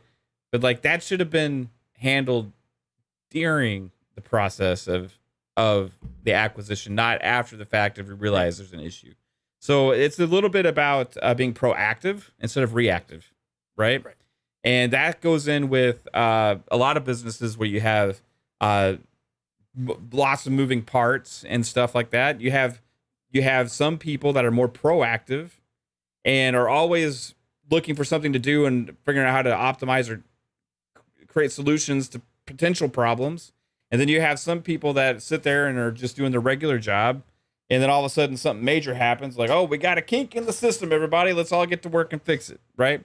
At times, Phil comes a little bit across as far as this aspect goes, quality control, timing, and all that stuff, is a little bit too reactive instead of proactive. Now, where Phil's amazingly proactive is in changing the industry and shaping Xbox into something completely different than it ever was before. Yeah. The vision is completely different, but there's aspects and drawbacks to that because of the scope and how grand Xbox is becoming with the scale of everything.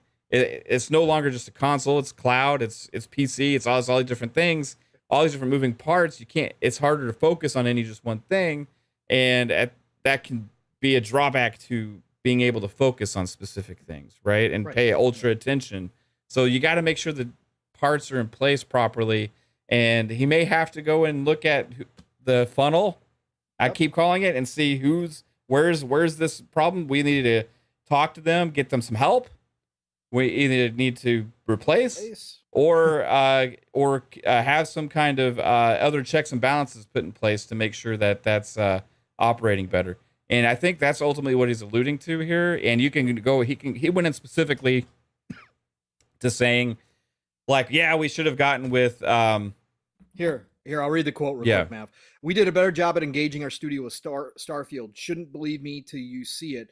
But that game was earlier on in production, so it was easier to swarm a bunch of people to help with the tech on our platform. Should have been for Harvey and the team earlier. It's an Unreal game, so we should have been there to help. Because we have a lot of experience with that engine, we didn't do that. It's not an excuse when the 60 frames issue pop up. We talked with Coalition and Rare and other teams to help build a 60 frames plan, but that was a plan that should have been implemented last fall. So yeah, he's saying he should have met with Harvey. And to get to your point real quick too, Mav, about the funnel, ultimately it does rest with Phil. We talked about this during the Halo Infinite stuff, all that kind of stuff. Nobody wanted to hear it, but it does ultimately rest with Phil. But to Phil's defense, when that funnel gets too big, like you were talking about, the telephone game is in play. Oh yeah, it's immense with Microsoft. Right, right, exactly. So we don't know the Zoom, the team calls that they have, and the email. Unless we saw that or heard all that.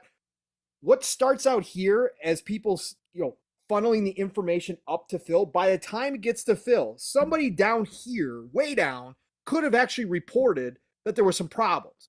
But every time it goes through another level, by the time it gets to Phil, all of a sudden everybody's like, "Oh no, Arcane Austin's doing great. Redfall's looking good on schedule. We got them the help they needed, or we got the help they needed. They're sounding in a good spot. Blah blah blah." Yeah. But again, that goes into who do you have down below, which was Mav's point, and you have to be able to trust those people. And now that there's another breakdown somewhere in there, because obviously it doesn't sound like Phil knew the extent of what was happening at Arcane for whatever reason, whether it was their own negligence of not showing up and saying hi and talking to the team or whatever, doesn't matter. That's not Phil's job. Phil's now Microsoft, CEO of Microsoft Gaming. He's not the one that's going personally. Sure, he visits studios. Sure, he stops in. But he's got other people to do those jobs. So now Phil, as the ultimate responsible, has another breakdown. He does have to identify that breakdown on the chain, like Mav was saying, and fix it in whatever form or fashion he has to. Yeah, because that's his main job now. Right? I mean, he's not over a small section of things. His main job is to maximize the efficiency and grow everything as well, right? So dealing with ABK and top of that, which got to be time consuming. So like he's got to trust the people that are, you know, reporting to him, and you know what, and the people below him got to trust the people below them, and the people below them got to trust the people below them, and it gets down to like, and I think about it like a Halo Infinite situation, right?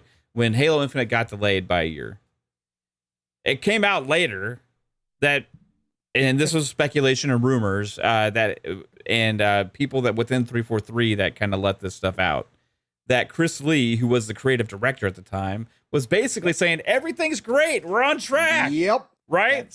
You know, we're good to go. You know, they put this gameplay demo out, they give it to them, like, okay, let's run with this. And then they put it out there, and then everybody sees that the game is like not ready yet, and then they delay it a year, replace Chris Lee with Joe Staten, right? Chop it all up, ship something. And that turned out to be good at launch. But then all the other missing stuff compounded upon issues, lack of content. It majorly damaged what Halo Infinite could have been, right? As far as an ongoing live service game, right? So, and that all could stem from miscommunication down to the original creative director not reporting things correctly to the person above them, and just exactly like we're describing here. In a system like this, bad information ripples, and it causes bigger issues the further out you go. If you've got a main cog that is giving bad information or giving incorrect information or not communicating, it can ripple out, and that's what you saw with Halo Infinite. So was Arcane saying, yeah, everything's good to go? I don't know, they trusted them too much, but the thing is they can't allow that. They got to have the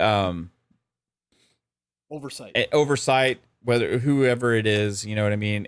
And when things are going out and you have this internal review team also giving you positive enforcement instead of critical, you know, thinking and actual good feedback, you know, then that's not a good thing either. You don't want a bunch of yes men working for you, right? If it comes down to those critical things, you know, you want people that are going to tell you like it is, and make sure that the quality stands up to what the expectations are, not just from Phil Spencer, but from the fan base and from the community as well. So ultimately there's some kind of breakdown, and that's his job to figure that out. And I think ultimately that's what he's trying to communicate. And he sounds like they've already been doing their homework and figured out what it is, but they need to make sure that the checks and balances are placed to make sure that doesn't happen again and again and again. We go back, like he's talked about, he said last year, but I would add to what Phil Spencer said the last 2 years, right?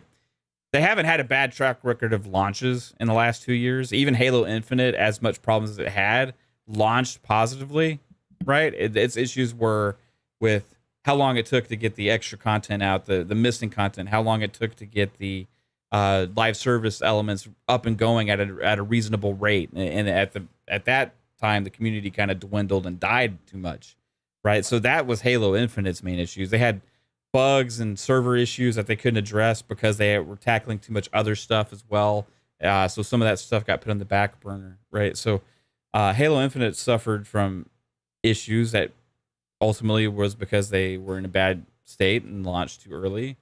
But it didn't launch at a like low score. It was critically received well. It even received a Game of the Year award from a couple publications, right?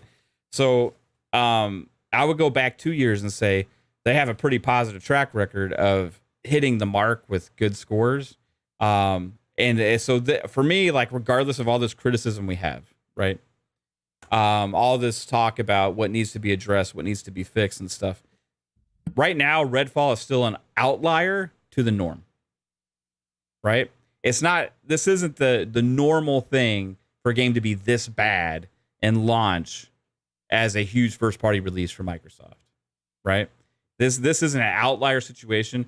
And to be honest with you guys, I'm kind of glad it was Redfall, because out of all the games they have upcoming, it was my least hyped for game. I was still excited for it because of multiplayer co-op and all that kind of stuff. My hype died instantly when they said no 60 frames mode at launch. I was just going to be content with waiting. It's even more dead now after just trying it out just to see what it's all about. Can they address it and get it better to be a decent game? I think they can. But too little too late probably at the end of the day with that game. Its name's already kind of spoiled. Does it still have a better chance than it would have otherwise because of Game Pass? I think so. Absolutely. But I got to say this too, and I know this is kind of getting off track here, right? No, it's fine. There's a lot of people that still like Redfall, right? And I see a lot of people bashing people for liking Redfall. Yeah. We've gone against people for like calling us babies for criticizing Redfall, right? You want to call us a baby for criticizing the stuff that we criticized in the past? That's cool. You can call us whatever you want, right? If you want to live in your echo chamber of positivity all the time, that's great. You know what I mean? We can give feedback, and if you like the feedback or criticisms we have, that's one thing. If you disagree, that's another. To name call over things and stuff like that over a disagreement of an opinion is extreme, right? Now, I would say it's just as bad for people out there claiming that people that are enjoying it are just capping, have no right to enjoy something, have no right to play it. Because guess what? I've played bad games that I like. You know what I mean? That buggy games. A lot of people are playing Jedi Survivor and it's on PC and it's broken as shit and still having a great time, right? Like Mav, can you imagine if like a game like Two Worlds came out? Oh my God, yes. Dude. You and I both love Two Worlds. Yeah, it was like running at fucking 12 frames per second co-op, crashing all the time back in the day, but it was like a co-op Oblivion, world RPG, it was crazy. I was like, oh my God. Sandbox, it was so shitty, but so good at the same time. Can you imagine just like an updated version of that came out these days? People would be like, what? Mav and I'd be like, yes, and let's it was like games like that Risen, there's so many of those games back then that were just completely like garbage performance and broken. But but so we good. appreciated the fact that they existed. You know what I mean? Now you would never want that from a first party. No, right? Like if Xbox had launched Two Worlds in the state that if it did, a Bound comes out in that kind of state, we're in trouble. Oh, for sure, right? So that's the main difference there. But however, like some people don't care about any of that. They just were excited for Redfall, and they're still going to maintain their excitement around Redfall, and not listen to anything else. And if they believe that they're going to like the game and they tried and see all the positives and don't see the negatives, right? And that's more power to you. I don't give a shit. Play what you want to play, love what you love, have fun with it. And if you want to scream from the rooftops how much you love Redfall, dude, that is an amazing. I hope you enjoy the shit out of it. And for anybody out there criticizing, bashing people, name calling them or anything for enjoying a video game, you got some fucking problems in yourself and your ego that you need to check out, because you don't own the rights to be able to dictate people's enjoyment and what they can celebrate and what they can like. Okay. If you don't like it, if you say that somebody else should not like this game because you don't like it or you have issues with it, so everybody else should have an issue with it too, fuck you and your ego and your gatekeeping mentality that everybody has to think like you think, regardless. So for anybody enjoying Redfall, props to you. I hope you're enjoying it. I personally am not. I am not going to play it until after an update. Then I'll give it another try. But you know what? Like, I'm sick of seeing this community attack themselves over fucking stupid opinions over what somebody's allowed to appreciate and what somebody's not allowed to appreciate. And I see the backwards ass talk all the time, depending on which game that they like that nobody else likes also. Or like all of a sudden it's okay to defend something when it's got problems. But you got it. Nobody else is allowed to play this other game that's got problems. Well, like, who are you? The lordship of fucking game playing that dictates what people are allowed to play?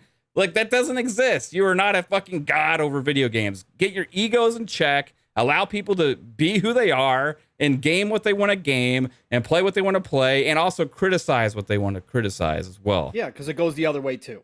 100%. If you're loving Redfall, and you say you have no issues with it, that's fine. That's your personal take. That's fine. But don't say that people that are criticizing it are just doing it because they hate Xbox, or they're just all haters, or they just are following along with the trends, all that kind of stuff. Are there some of those people? Sure. There's some of those people both ways. That's what I'm saying. But you can't label, again, these blanket statements that people make that label everybody on the opposite side of them one way or the other. That's what's shitty about this community. And the gatekeeping is absolutely bullshit, and it swings both ways.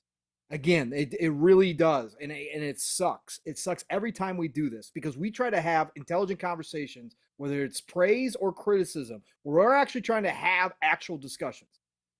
And that all gets lost because everybody else is out here like, nope, game just fucking sucks. You can't play it because it's terrible, and you should never. You're ruining the Xbox brand by supporting it. Xbox and the opposite side. You guys criticize too much. You guys are ruining Xbox. You should never talk about this stuff. Just let us have fun, and I don't like the negativity. Yeah. No. There's a happy medium. Again, enjoy it.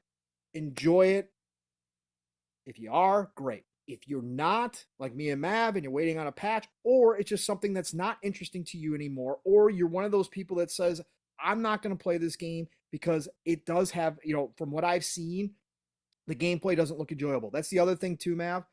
I've talked about this before. If you've been gaming for long enough, you played a bad game. Yeah. There's a certain sect of people out here who like to say, oh, you can't talk about something unless you play it. Watching it is not the same. Bullshit. After over 40 years, I can look at a game and say if I'm interested in it or not. Will I give you a review from a video? No, I'm not going to give you a damn review from the video, but I'm not going to go play something like The Last of Us 2 after watching videos that I already know. I hate the story. I don't have to go play the game to have my opinion myself, for me, that I don't like the game. That's bullshit, okay? After playing games, you can tell. Okay, it's a matter of fact. You can look at a game and say, it's for me or it's not for me. Now, can you change your mind if you do touch it? Absolutely. Of course, there's games that'll change your mind. But the majority, you already know, if you know yourself as a gamer, what games are for you and what games are not. So that's okay too. Just don't be out here trying to talk like you played it. Don't do that. Like, if you haven't played the game, be upfront and say, I haven't played the game. I just didn't like what I saw. You're fine with that. I don't have any problem with that. Okay, whatsoever. Where I was going to go next. There was some positives out of it. There was a lot of positives out of this map. We got a couple more questions, but we do have some positives from Phil. And let's talk about this real quick, Mav. Let's talk about Starfield, since we just kind of brought it up with the Redfall conversations. The opposite of what they did with Arcane, according to Phil. And Phil was like, you don't have to trust me. I know. Just wait until the game's in your hands, blah, blah, blah. He flat out said it was basically the opposite that they did with Starfield. And I just read that quote where he said, we did a better job engaging our studio with Starfield. Shouldn't believe me till you see it, but that game was earlier on in production, so it was easier to swarm a bunch of people to help with the tech on our platform. They did that. They sent the special ops, the tech guys. I forget what the official name is, and something. I can't remember what the hell it is. But they sent the official tech team in, and they've been doing a lot of hands-on with Bethesda and Starfield, man. Mm-hmm. A lot of hands-on. And on top of that, Snowbike Mike, this was towards the end of the interview with his quick hitters, asked Phil, because of all the backlash that they got about the 60 frames on Redfall, and Phil admitting that they had marketed it wrong, showing it on PC at 60 frames. I'm talking about Redfall, when they already knew it wasn't going to be that way on console. Snowbike Mike said, are we going to get clarity on Starfield at the showcase? And Phil said, yeah. That's all he said. Yeah. Literally 60 frames versus 30 frames. Yeah, now people have run with this in two different ways. Again, confirmation bias. You can look at that any which way you want to. I don't think Phil, I would have pressed him. The mood that he was in today, that was one of the follow-ups I definitely would have done. If I was Snowbike Mike, and because him and Phil have had conversations, I would have been like, come on, Phil, you just want to say it now? 60 frames is coming. I would have pushed him because he was in a mood today. He might have given it up. But the fact that they've had their special ops team, their engineers, hands-on, we knew this previous too, because Todd Howard interview with Lex Friedman, he talked about this as well. But seeing Phil's confidence today in Starfield, right? And how he talked about how opposite it was of what they did with Redfall, or what they didn't do with Redfall, was the opposite of that. They've been really in with Bethesda, working on Starfield, making sure to take advantage of the series consoles. Did this give you any more confidence, Mav, or did it not change your opinion at all? Where are you at with Starfield? Because I thought this was pretty cool. The main thing that gave me confidence with Starfield is that he said that I guess the chat's saying that he said it was Advanced Technology Group or whatever. Thank you, Advanced Technology Group. That's it. That is it. Yep. So we'll call them the ATG. ATG Special Ops. Let's go. Yeah. They sent the ATG Special Forces in to Bethesda early on and sent them right to Todd's house and said, "Where do you need us, Todd?" Yep. You know, they did. They understand the importance of Starfield for Xbox, right? I think they should have understood a little bit more about Redfall, especially with how much they've been marketing it and talking about it. But however, he said they did get in there early. I think that was a way for him to instill confidence with it. Also adding more confidence in with the whole game. We'll get into the games per quarter thing in a little bit. Yep. But part of this interview, I believe he was trying to instill confidence in Starfield, right? Either directly or indirectly by some of the things that he was saying. Now, the question is 30 that versus 60 that important to him?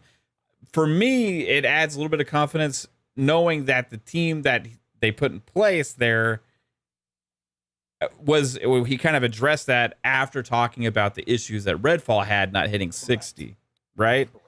So for me, that was like an indirect way of saying Starfield is in good shape with this because that team was sent there earlier on. He even said earlier in production for Starfield as well, right?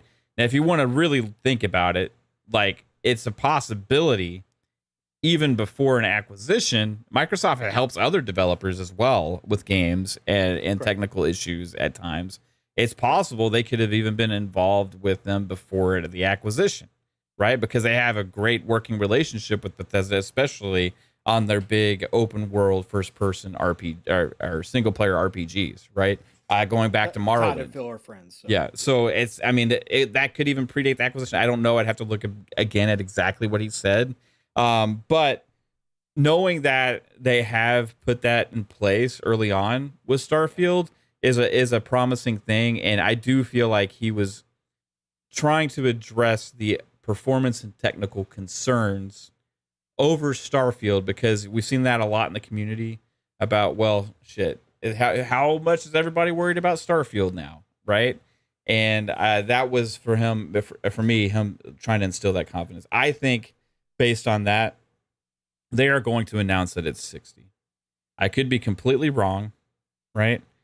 Maybe he thinks a smooth 45 or 30 is a win, right? I don't know. However, that's the energy that I was getting.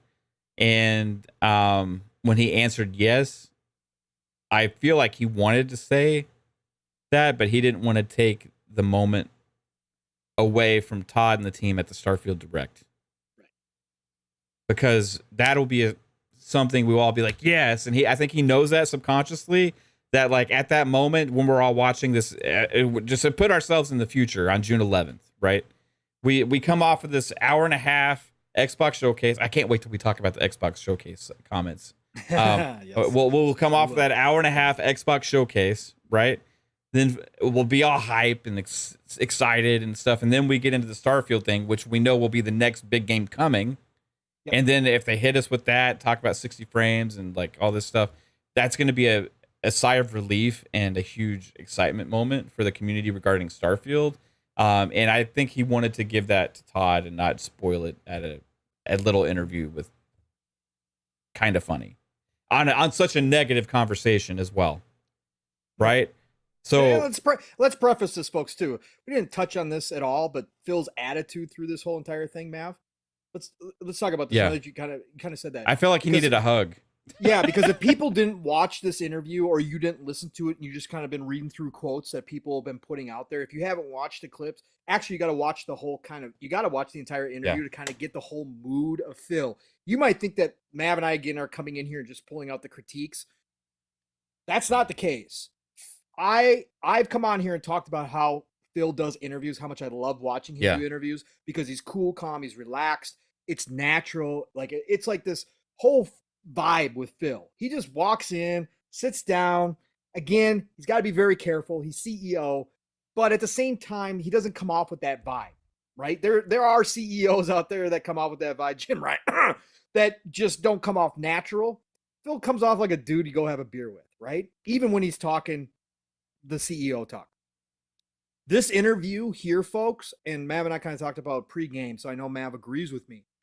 I have never seen Phil this uptight. I have never seen him this tired. Again, you got to think about what he's going through. CMA just blocked. Whole Redfall debacle just happened. Like, this has been constant. And the ABK deal has been going on for a year and a half. Right? It was in a little bit of a fuck it attitude. Yo, he was. Oh, he was. And again, Phil normally when he's asked questions, it just smoothly comes out. You could tell that his mindset was he had to be more careful about what he was about to say, because there were things he wanted to say, or he was going to say something in a much more harsh manner than he meant, right? Because of his mindset. And he admitted that in this interview. So that's why this whole interview, like, they were pressing him with tough questions and there was tough things to be answered. But his whole attitude, like the things he was saying, were completely different than I've seen Phil before too. So I just wanted to bring that up there, man. Let me get to a couple super chats real quick. We got some super chats. Let's go. Splendiferous hit us earlier with a $2 super chat. Said, whoa, whoa, whoa. Thumbnail, extreme fun spec. Whoa, cowboy. I hope you enjoy that clickbait jokey thumbnail. Come on through, ponies. We're going to let you know why Phil needs to stay. Stay high, FFF, with a $10 super chat. Appreciate you. Thank you. Says, I don't know if y'all were going to mention this, but I really appreciate the fact that they brought up the point that when a game comes out bad, we all lose as gamers, not just Xbox. Yeah, I that was cool. I think that was more of like Gary Witta trying to suck, like kind of make Phil feel better in a way. You know what I mean? Like, I don't agree. I understand the premise and I understand where Gary was going. And he's in a different, it's all entertainment, but he is in a different industry. In video games, risks are taken all the time. Yes, we have cookie cutter stuff. Yes, that does happen as well.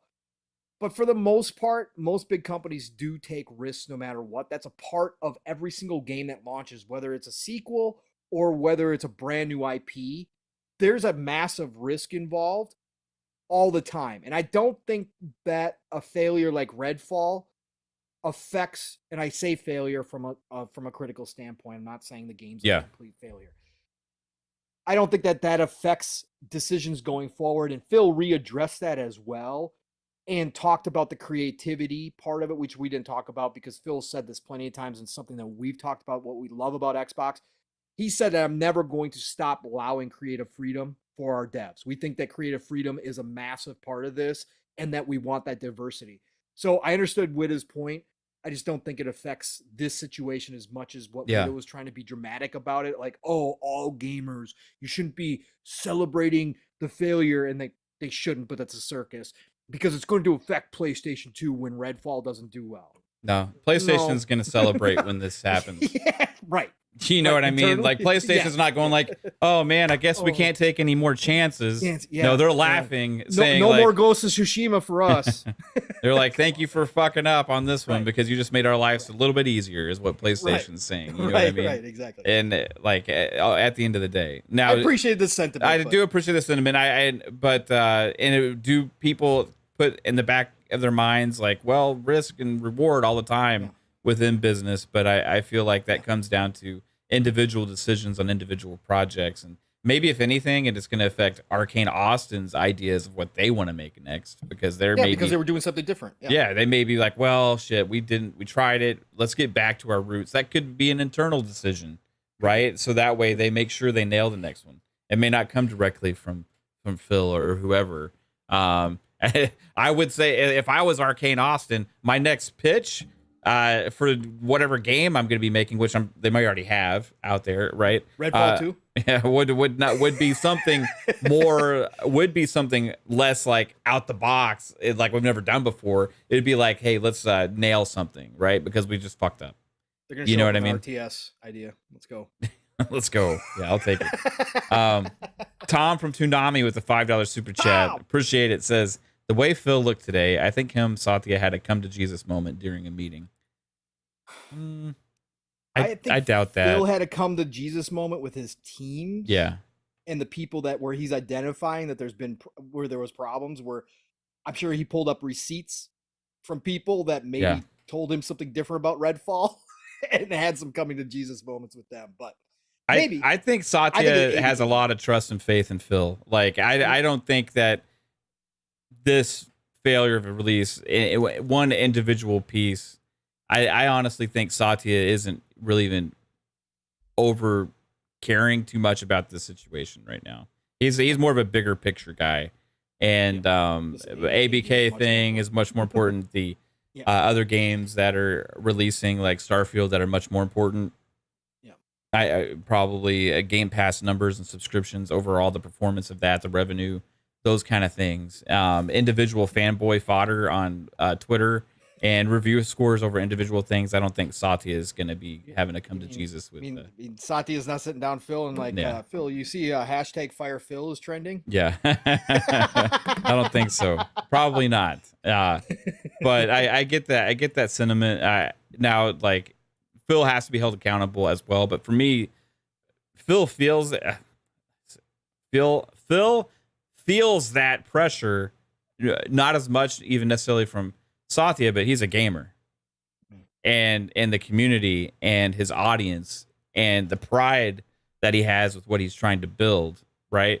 I don't think that he honestly needs any more motivation and pressure other than to try and create his vision and have it succeed, because really this whole vision of Microsoft gaming and the Xbox, everything, it comes from him pushing it forward in that direction, right? So like it's him ultimately that feels the pressure of the failures and successes within that to prove his vision to the high ups at Microsoft as well, right? If he ends up failing, it's going to be more of a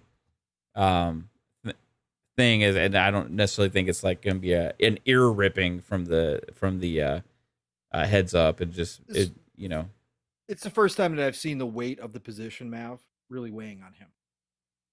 Yeah. Like, I don't think when Phil started this, like, he thought it was like, I'm sure his vision thought he was getting here, right? Like, he envisioned something, but I think this is the first time with the ABK deal and the time consumption that has taken up of him flying all over the world, talking to all those regulatory bodies, explaining things that are pretty basic to us, to people who don't understand the industry, on top of trying to make sure a game like Redfall shows up in good shape.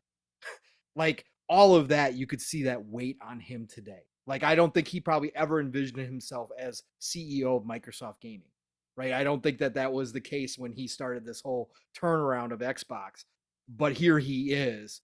And it's like, today you could just see it all kind of crashing in on him a little bit. So, yeah. Not that he can't handle it. It's just different Phil today. Just way different Phil. Okay. What? Cliff, some people shouldn't be able to comment on things.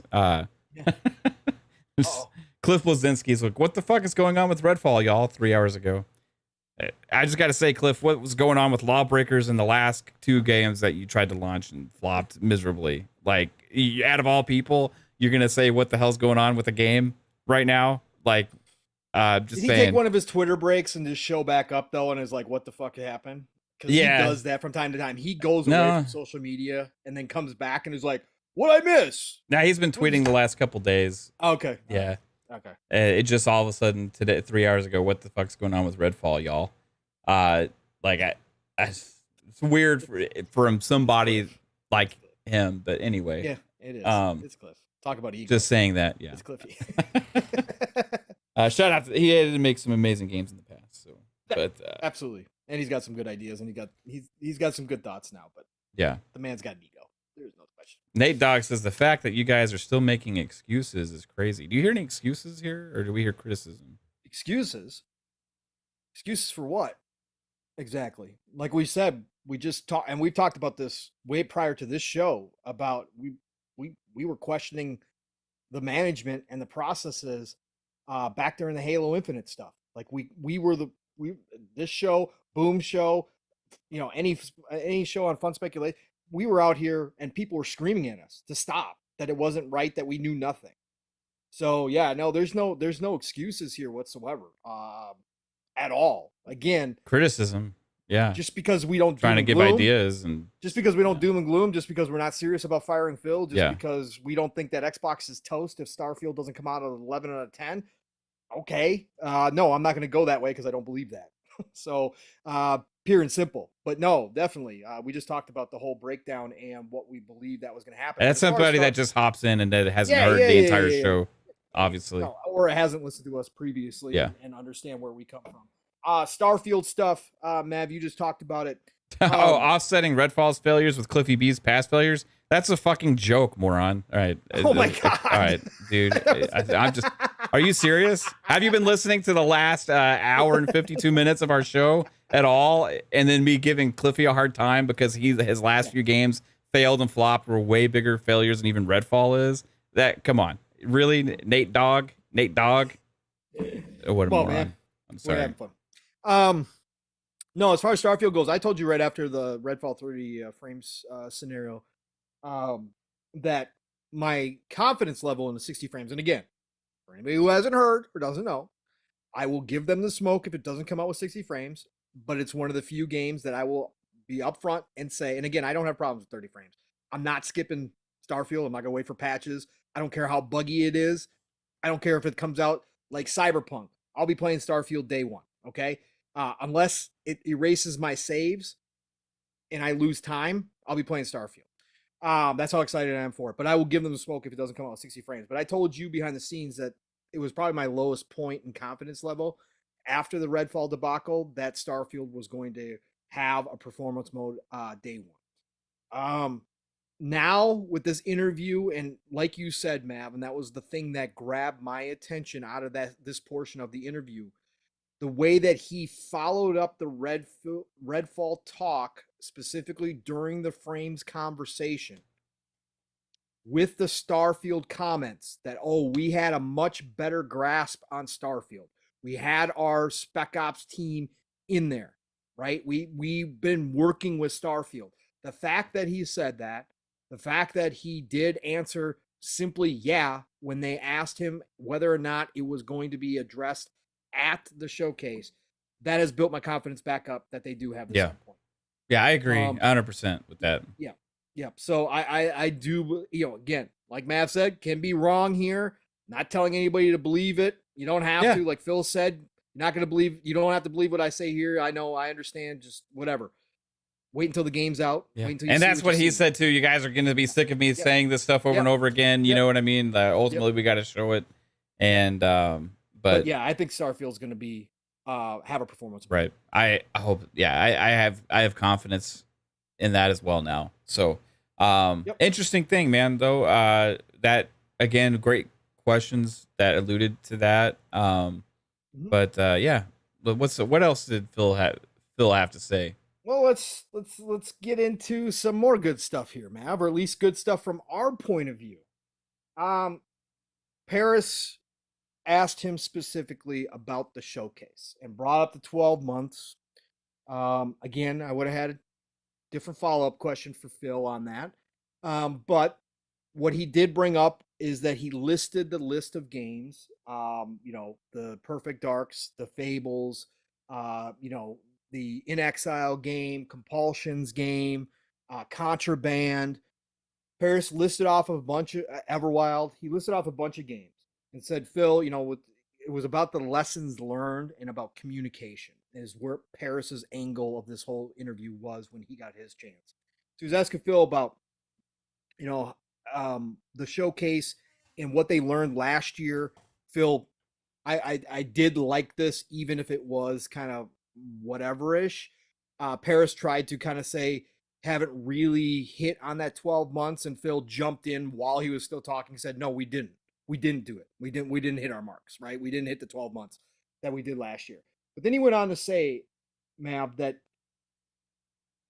he's excited for the showcase. And he said, I'm not going to overhype it, but I'm excited for showcase. And you know what was funny too? He never said the showcase. He just said showcase. Yeah.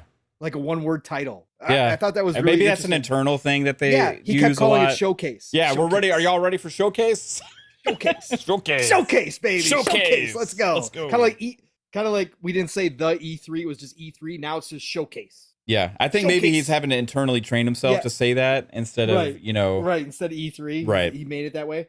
But Mav, he specifically said that we are going to get new game announcements. We are going to, and he said he specifically addressed Paris's list and said that some of those games on the list are going to be shown. But we are going to get new games that we don't know about yet. Those games are going to be some of those games that they showed off previous are going to be shown there. He said that we're going to show gameplay. And he also said during this part that he was excited for the roadmap coming up this year as well, as all kind of part of lessons learned and that kind of stuff and where things are going. And what was interesting here, Matt, that both you and I picked up on. The first time he said he was excited because they still had great games coming. Forza, right? He said Forza, or no, he said Starfield, Forza, and then he said Hellblade. So he said Starfield, Forza, and Hellblade. And then he did another list a little bit later when he was talking about the future and said Starfield, Forza, Hellblade, and I've seen some good builds of Avowed. Now, Mav, why this was kind of curious and why we kind of hit on this is because we both know that when the human brain works to recall, generally speaking, Phil's seen lists, and he's seen lists in the roadmap. And he was very specific in the order of those games that came out of his mouth. Like, again, when you recall information, normally it's like a picture or something you've seen time and time again. So the fact that he recalled in that order, and the fact that his first list, when he was talking about the showcase and then he went on to what he was excited about, Mav, included Hellblade. More smoke that maybe this year. But let's start with the showcase here. Let's start with the showcase. I won't say the anymore. I'll do Phil. So let's start with showcase. Showcase 2023. Listen, you could tell he was still crabby. He was still a little cranky bit Phil is terse. what he called himself. Cranky Phil. He was a little terse. But when he talked about showcase, his demeanor did snap back into a little bit of old Phil, right? And he said, "Look, I'm not gonna hype it up. I'm not gonna do that because I don't do that. But I'm excited for showcase." And from your aspect, when he talked about we're gonna see new things and we're gonna see some of the things on the list that Paris listed, which were games that we assume as of this moment are further out. And also, I got to mention this, Mav, since we're going to kind of combine. That was another Paris question that I would have asked. He took the words out of my right out of your mouth. Freaking mouth, man. That was great. Bill also confirmed in the roadmap that he now sees the future, and this is an important one. Finally, this is the other part where he got really excited, Mav. He's like, finally, sick and tired of talking about COVID and all the reasons why. I'm sick and tired. But finally, I see that we're going to hit that game a quarter, and we're going to bring the fans something to be excited about each and every quarter. Pleased and delight the fans, or excited and delight the whatever. What he said, exactly. Excite and delight the fans. Yeah, I think that's exactly what he said. So, Mav, let's start with showcase time. Now that we're here, you and I have done Speculation Town. We've done all that kind of stuff. We've even done some very early lists of games. Talk to me. New IP and games on Paris's list. We're going to see some of them. Are you now on board? Like, where are you at with with showcase? What do you think we're going to see there, bro? It sounds exactly like what I've been asking for, right? You got to have the new game announcements, right? When they announced the showcase, they also alluded to partners as well, so we know that there's going to be some third party there. So that I'm excited about what those could be because we've gotten some great surprises for Game Pass Day 1 games. For third party, Wolong was announced last year's show, right? So that's awesome. That was a great game this year that I think Xbox deserves some credit for being in Game Pass Day 1 as well, right? Those are wins, right? Wolong has even been celebrated with how many players it's had and how many sales it's got. 3 million on Game Pass. Yeah. So for me, looking at this, when he said finally, he said he alluded a sigh of relief within that, right? He said, and finally, you can tell the frustration that he's had because he's been trying to deliver upon that You goal. actually did the Phil eyes too. Yeah, by the way. finally. Yeah.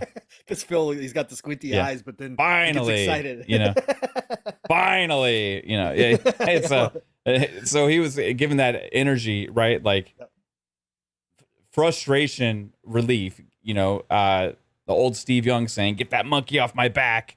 You know what I mean?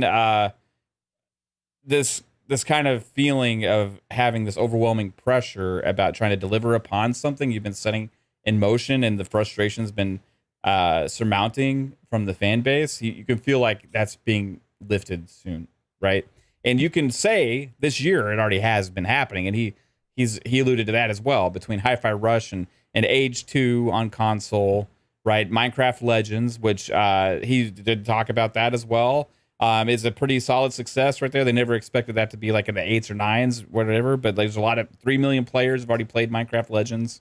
And it's got a lot of people talking positively about it. He also said that it sold well on the Switch in Japan, which was promising for them as well. And then he goes into, Redfall, right? So that's a setback, obviously a big one.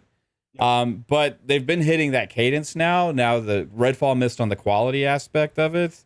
But I believe he's already in that place of delivering upon that per quarter, right? So for me, I start doing the math in my head when I'm hearing him talk about this. Okay. So Redfall's in May. Yep. Starfield's September. Yep. There's one more. Mm-hmm. There's one more quarter in there. Yep. His cadence when he talked about these games, right?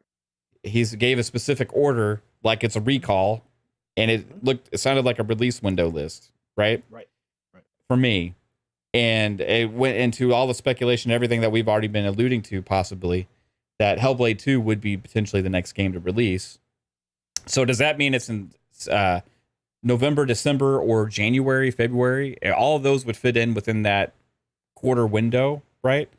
But that would allude that Hellblade's not that far away, right?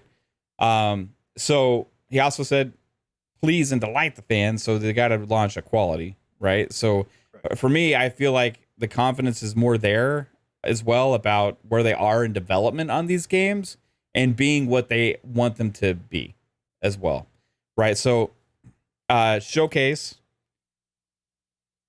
sounds like it's going to have the new IPs. It's going to deliver upon some of the games coming soon. I believe Hellblade will be included in that list, and based on he said Avowed as well on his list. I think he came back later and included Avowed after Hellblade, right? When he was talking about the roadmap. For me, potentially that could allude to the fact that Avowed may be there. But then he also talked about, new surprises. Mm-hmm. So to me, that means new game announcements. So I'm wondering about which games those are going to be as well. That's my favorite thing at these shows is new game announcements. Yep. So checking my list. You got update on games coming soon, some gameplay. Yep. You got new game announcements.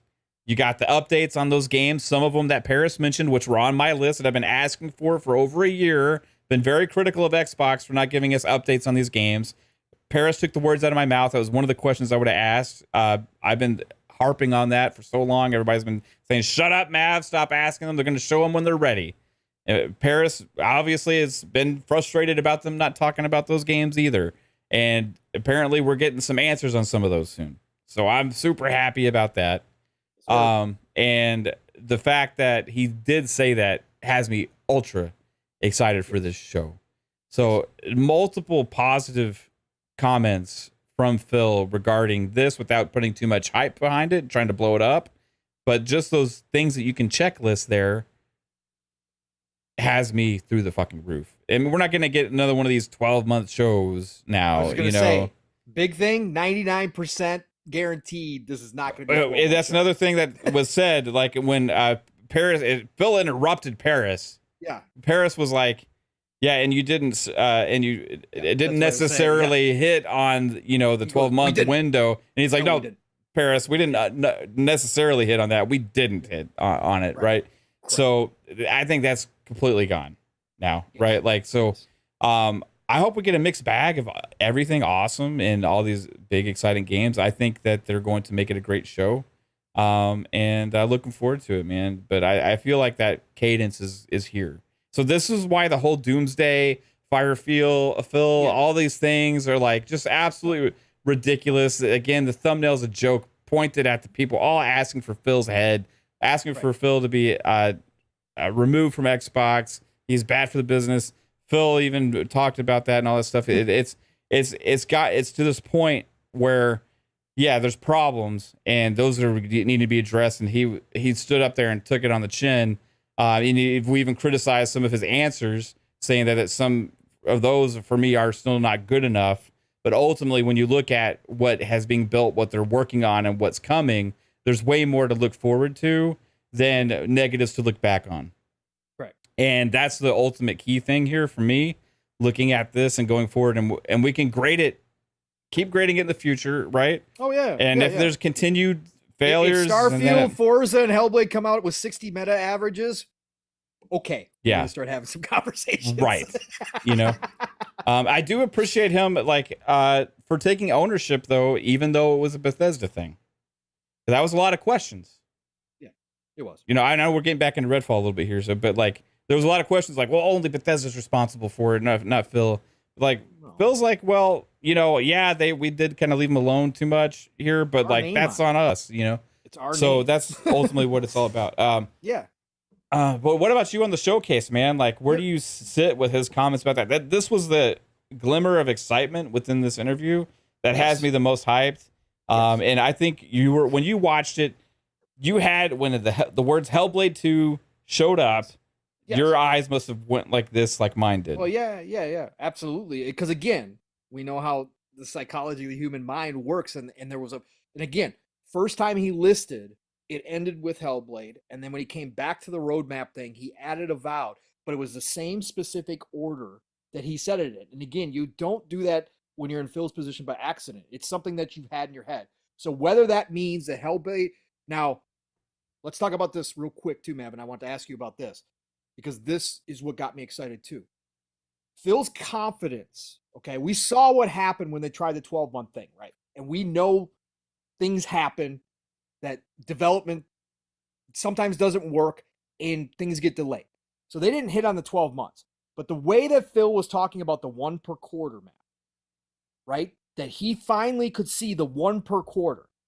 What that says to me, Mav, there's a list of games that we know are out there. There's more that we know is not out there.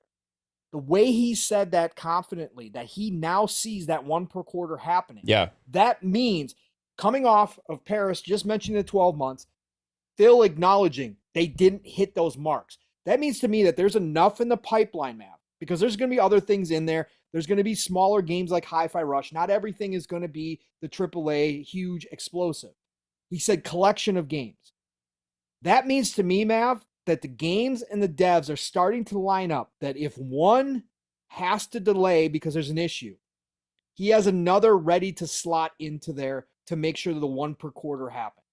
That's what it sounds. That's something we talked about long ago, Matt, about that roadmap, that they're going to have flexibility, that if a game's ready, they can move that game into a slot if another game needs more time. And so I think that the way he was talking about that, I got super excited. Now, if you count Redfall here, right, this is second quarter, basically, of the year. So Redfall takes that up. You got Forza, and you got Starfield, and you got Forza. That could be 2 more quarters. Again, the way he lumped in Hellblade 2, to me, says either it's going to be ready very close to the end of the year, and they're going to sneak it in, or, like you said, early 2024, we're going to see Hellblade 2 as the first game in that January, February slot, leading up to Avowed come around May time, where this Redfall slot is, right? So I think that is the case. I think the roadmap now is clear. Like I said, I think the way Phil is talking about it, he's like, because we're done with COVID, and I'm sick and tired of talking about COVID. The way he said that, I can finally see it. Like, that means to me that ultimate confidence that even if a game has to get delayed, he's got another game ready to rock and roll to make that happen. Showcase. Showcase really got me going because, again, 99% we're done with the 12 months. Like I say a million times last year, I said it coming out of the showcase. I was cool with the 12-month deal. I understood the concept, like Jasper, has explained too. I understand the concept. I was cool with it. But if you can't hit it, you got to get rid of it. You can't make those commitments and have what happened this year now happen. So that was exciting. The fact that he confirmed that Paris's list, some of those games were going to be showing, that means that an Inexile game that I want to see really, really bad is in play. That means that the Compulsion game is in play. That means we could get the update on a State of Decay 3 or an update on a Fable or Perfect Dark or even Contraband, which I've been excited to hear more about and see. That means all those cards are back on the table. Do I think they're going to show them all? No. He said some on that list are going to be shown. That means they're going to still hold some of the ones that are way out, but they're going further than even next year. I think some that they might touch on and some of these new games that we're going to see are going to go out into 2025, right? We're going to see some of that future. They're going to sell us hopes and dreams. Mav, the biggest thing, this means business is back on, brother. Yeah. This means no more ABK hide and seek. This means no more keeping things close to the vest. This means that Phil, we talked about this, right? We talked about this when the CMA came out and blocked. And I said they got to get back to business. Phil has to tell the attorneys, look, we played it your way for a year and a half. We did what was necessary to get us the best response. All the cards are out now. Everybody, again, we're going to know about the EC here in a couple weeks or a few weeks from now. Or it should be a couple weeks at this point. We got to get back to being Xbox. We got to get back to telling our fans why it's time to be excited. We got to sell some hopes and dreams, but we also got to give them updates. No more 12-month deal. We're doing this big. We're coming into showcase, and we're going to blow people's out of the water with what we've got coming for them. And that includes, again, previously talked about titles and completely unknown titles coming up. And to me, that means it's business as usual. It's time that Xbox reopened for gaming, not acquisitions. We're not going to see any more of that. We're going to continue to hear about ABK. Phil touched on that as well early in the conversation. But gaming-wise, Xbox is getting back to what they need to do to tell their fans, we are open for business. We got a ton of stuff to show you, and we're going to start showing it to you. So that's what got me hyped. And I think Phil's ready, man. Like all this frustration, all this weight. Again, he's been doing the CEO side of things a lot for the past year and a half with ABK. He's been playing the CEO role. But we all know he's got that gamer in him, like you said, man. He is that gamer at heart, and he gets excited to see new things. He gets excited to show off new things. And he finally, it sounds like, is going to get back to doing that at Showcase. Yeah. So I'm definitely ready. RWK says, I have a feeling June show will be a keep waiting, please show. I don't think, with his comments on saying we're finally able to deliver on this one per quarter thing, I don't foresee that. I foresee some stuff in the future, but like also the stuff coming soon as well. There's a lot of smoke to be had about what's coming, and for him to exude that much confidence about hitting the one big game per quarter now is a great sign of that's not going to be a thing anymore. And that's was the biggest sigh of relief that it seemed like he's happy he's not going to have to keep asking people to wait anymore. Right. Correct. So. Yep. No, I definitely agree. So yeah, he, again, he talked about little stuff throughout again, some of the answers were very long. And he was talking a lot. He went in a lot of different directions, but diversity to Xbox, Mav. He gave a couple pot shots yet again to Sony and Nintendo in this interview. I don't know if you picked up on them. Oh, when he said the deals that they make it hard for them to be able to succeed. Yes, and we'll get into that conversation about that. But the other one he did say is we're not trying to make the one game to rule them all. Mm-hmm. We're not doing that. We're going to continue to make diverse games. And this was another quote that has been taken out of context, or at least, in my opinion, misinterpreted. He said that we're going to release games that are 80s and we're going to release games that are 60s. That's just the nature of the business. And if you're not ready to do that, you shouldn't be in the entertainment industry at all. Okay.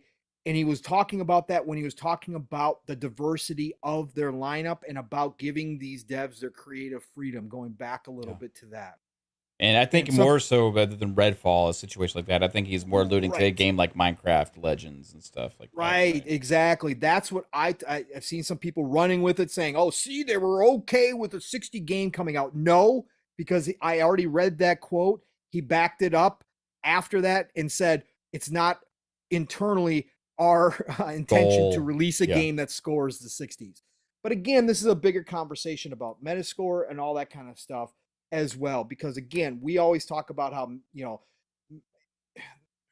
we always talk about how reviews are opinions and they should never be taken as a gospel truth. If a game interests you, go play it, judge it for yourself. But that's not the masses, the way that they do things. The people outside of, again, this community, the people outside of the enthusiasts who are paying attention all the time, they still go to the IGNs of the world. And so that's why they have an internal review board that tries to guess the score of a game like Redfall prior to launch. Sony does it. Nintendo does it. Everybody does this. There's actually third-party companies that will do it for these video game companies. Publishers do it all the time. Not even the big three, not just the big three, but everybody does this because a score does matter at the end of the day, right? It still does make an impact on sales and the impressions of your brand and that individual game going forward. So that's why it's still important for them internally, right? They don't want to ship 60 games. They're not okay. They're okay. Phil's point during that conversation was, as you said, Mav, if a game comes out and they gave the studio creative freedom, like a Pentiment, and it doesn't hit with everybody, they're okay with that score being what it is. They understand that that's going to happen. They're going to have a game that reviewers just don't like. And he also said, I'm not talking about performance bugs and all that kind of stuff being a problem. So that's why I think a lot of people took that and ran with it. But at the end of the day, they understand that quality control has to be a part of it. But I thought that was interesting that he brought that up during that conversation as well. He also talked about Mav. I guess we can get into... Before we get into this next thing, let me get to a couple super chats real quick. Yeah. Alvin hit us with a $5 super chat. I appreciate you. Alvin says, if Killer Instinct has been in the works in the background and gets announced, I'm going to lose my mind. Same here, bro. Same here. If Ed Boon shows up at the Xbox showcase in some form or fashion, I'm going to lose my mind as well, even if it's regarding just MK12. Spooky with an $8 Australian super chat. Thank you to my brother out from the what do you call the world down under? Spooky. It's happy birthday, big dog. My brother Maverick, you breathtaking bastards, you.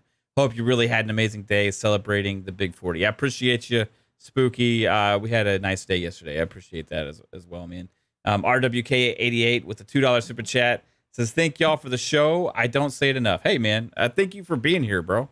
I appreciate you being here and hanging out and being involved in the conversation, this entire chat. Everybody's been on fire with lots of conversations, except for a couple knuckleheads that I had to get out of here earlier, especially the one earlier. That guy said some crazy shit that's like, oh, my God.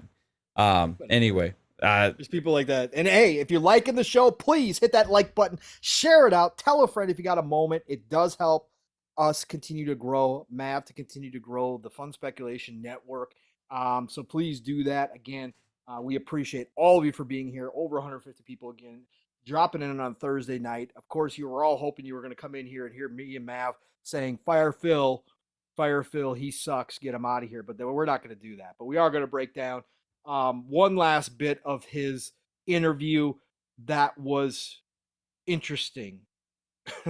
To say the least. This is the thing that most people are talking about. And yes, has gotten a lot of traction. Then we'll move on and we're going to talk some little gaming news and we'll get everybody out of here. But Mav, so this was at the end and this was during Snowbike Mike's quick hit. This is the one I wanted the follow-up question on the most because the way it ended with that left like some, I don't think Phil would have even wanted the interview to end at that moment. You know what I mean? I think he would have liked him to ask another question. Right. Just being honest. Correct. Do you remember what the exact question was that Snowbike? He was asking about console, like the console players, right? Console players, and like it was more in regarding to like, are you still seeing like to console players out there? Console is still a core focus for Xbox, like updates, achievement stuff. Still, people are asking for things like this, refreshing the home screen and stuff like that. I don't even know what that means. I don't know if that has to do with HDR or I don't. No, he was talking about the redesign that they just did. Oh, refresh. Okay, redesign. He used the word refresh. Okay. I was thinking of like terms like refreshing a page or something. Yeah, no. Okay, yeah. So like refreshing that, and he's like, is that still like the like? Yeah. Do you have anything to say to the console gamers about that kind of stuff? It's kind of what I took the question as, right? Yeah. What can we expect? And Phil took it another direction after. After that question.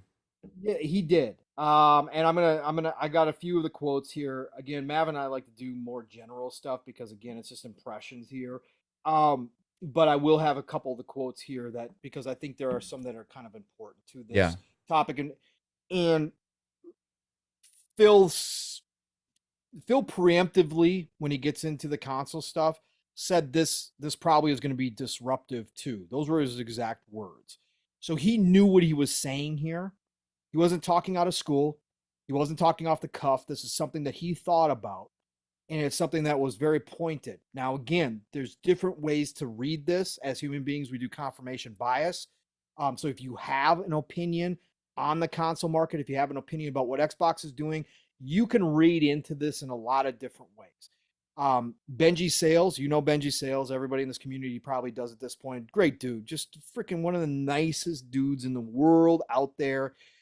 He did an actual reaction video, which he never does, about some of the specific points that Phil made during this portion of the conversation. Because Phil took a short answer and turned it into a long form answer that really rubbed some people the wrong way. Some people say it's no big deal. Other people got rubbed the wrong way. Benji actually disagreed with him, which he never does. He apologized to Phil directly in the video. It was funny because he's never done something like this. So let me read some of these quotes here. So yes, just to recap, as Mav said, this was a question. Snowbike Mike, I remember now, he started off by saying PC side of things have been getting really good. PC side of the ecosystem you've been doing a really great job there. But do you believe with getting the PC side expanded and growing that side, have you lost focus on the console side? What do you say to the Xbox console owners? Does the console remain important to you? Is the focus still there? And then Phil went into it. And it was long form, like I said. So I'm going to pull a couple of these things out here. Phil said that they aren't going to out console Sony and Nintendo. That's a quote. We're not different vision for where we're going, which we all know. We talked about this. Console's not as important to Xbox as it is to Sony and Nintendo. We already know this. This is something we discussed plenty. But he said we won't out console Sony and Nintendo. We lost the worst generation to lose in the Xbox One, where everybody built their digital library of games. And he went on to kind of expound upon this and kind of said, look, people are locked in. When they walk into a store now versus the old days of cartridge and disc, where they could make a different decision because it didn't matter. In Phil's mind, now that there's digital libraries, look, I've got a digital library of about 200 games on PlayStation that I don't have access to right now, right? Mm-hmm. It's because I don't have a PlayStation. So for Phil's mind is that people now are so heavily invested in their digital side, their libraries, that they're not going to make a change in the console now, no matter what happens. And he goes on to say, there's no world where Starfield is an 11 out of a 10 and people start selling their PS5s. He also said, let me get that quote too. Hold on for a second here. What did I do with it real quick? He also said that, oh, come on. How did I lose it? Maybe it was down further. No. Why did I lose it? Where is it? I got it. While you're looking for that, I'm gonna address something real quick. It's just okay. Go ahead. Yeah. So two things. Pharaoh 2525 OG Gaming has $5 super chat. Appreciate you. Says anyone that says Firefil is an idiot, the man saved the Xbox brand. 100%. I won't. That's like everybody that has issues with Phil or wants somebody else in place is necessarily an idiot. But I will say that's a completely opposite of opinion, and that has really no regard for everything the guy has changed and morphed Xbox into, and created this massive investment. If you're an Xbox gamer, and you are glad that Xbox exists and likes the fact that they investing in all these studios and we have all these things and that Game Pass exists and all these things. If you are liking the ecosystem any whatsoever, then you better be happy that Phil became head of Xbox way back and replaced Don Matrick. And that's for sure. Now shout out to Nate Dogg. I was hard on Nate Dogg earlier. And I got to say, I apologize, Nate Dogg. We had just gotten down to like hour and 50 minutes criticizing Xbox and Phil and some of his comments. And I saw you say, like, you can't be defending Xbox still. Like, I'm like, what? I just like, it just triggered me. I apologize. Shouldn't have timed you out, but I appreciate the support and glad you're still hanging out. And thanks for sticking with me, even though I was a dumbass right there. So appreciate you. And then Drawn TJ with a $5 super chat.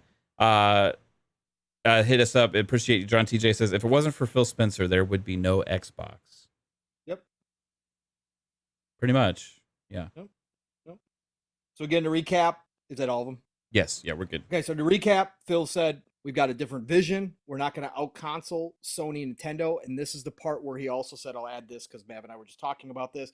He said, we're not going to out console Sony and Nintendo. Certain companies have very keen or a very focused effort to make sure that the consoles are, the number one. And he said, cutting deals. Some companies like to cut deals that makes it very hard for Xbox to compete in that space, right? So that was all part of that conversation. So we lost the worst generation to lose, Xbox One, where everybody built their digital library of games, and then he expanded upon that and said, now that people are invested digitally and they have these libraries, they're not going to leave those libraries and switch consoles anymore. They're not going to do that. And he said there's no world where Starfield is 11 out of 10 and people start selling their PS5s. And then he also said, kind of to that effect, said it's just not true, because he said there's perception out there. It's just not true that if we build great games, we'll see console share shift. Okay? There was a lot more to what he said, but these were the main points that he was making through this portion. Mav, I'll start here and I'm gonna dish it off to you. I take umbrage with these comments from Phil from the standpoint of, I understand that the vision is different. We've had so many, we were the ones out here preaching to people when everybody was still saying, oh, consoles, they got to sell consoles. You and I were out here spreading the good word of Xbox, saying, no, that's not their goal anymore. Sure, it's one entry point, but their goal is much bigger. And again, Phil reiterated during this part, we have a new vision where it's play your games anywhere on whatever screen you're on. And again, he was reiterating the same stuff we've heard a billion times if you've been paying attention to Xbox over the past few years. We've been talking about that. I take umbrage with the idea that yes, your vision may be different, but if you're going to talk about the consoles or you're going to talk about people coming to your ecosystem fresh, to me, it sounds like a defeatist attitude to say, if it's just not true, if we build great games, we'll see console share shift.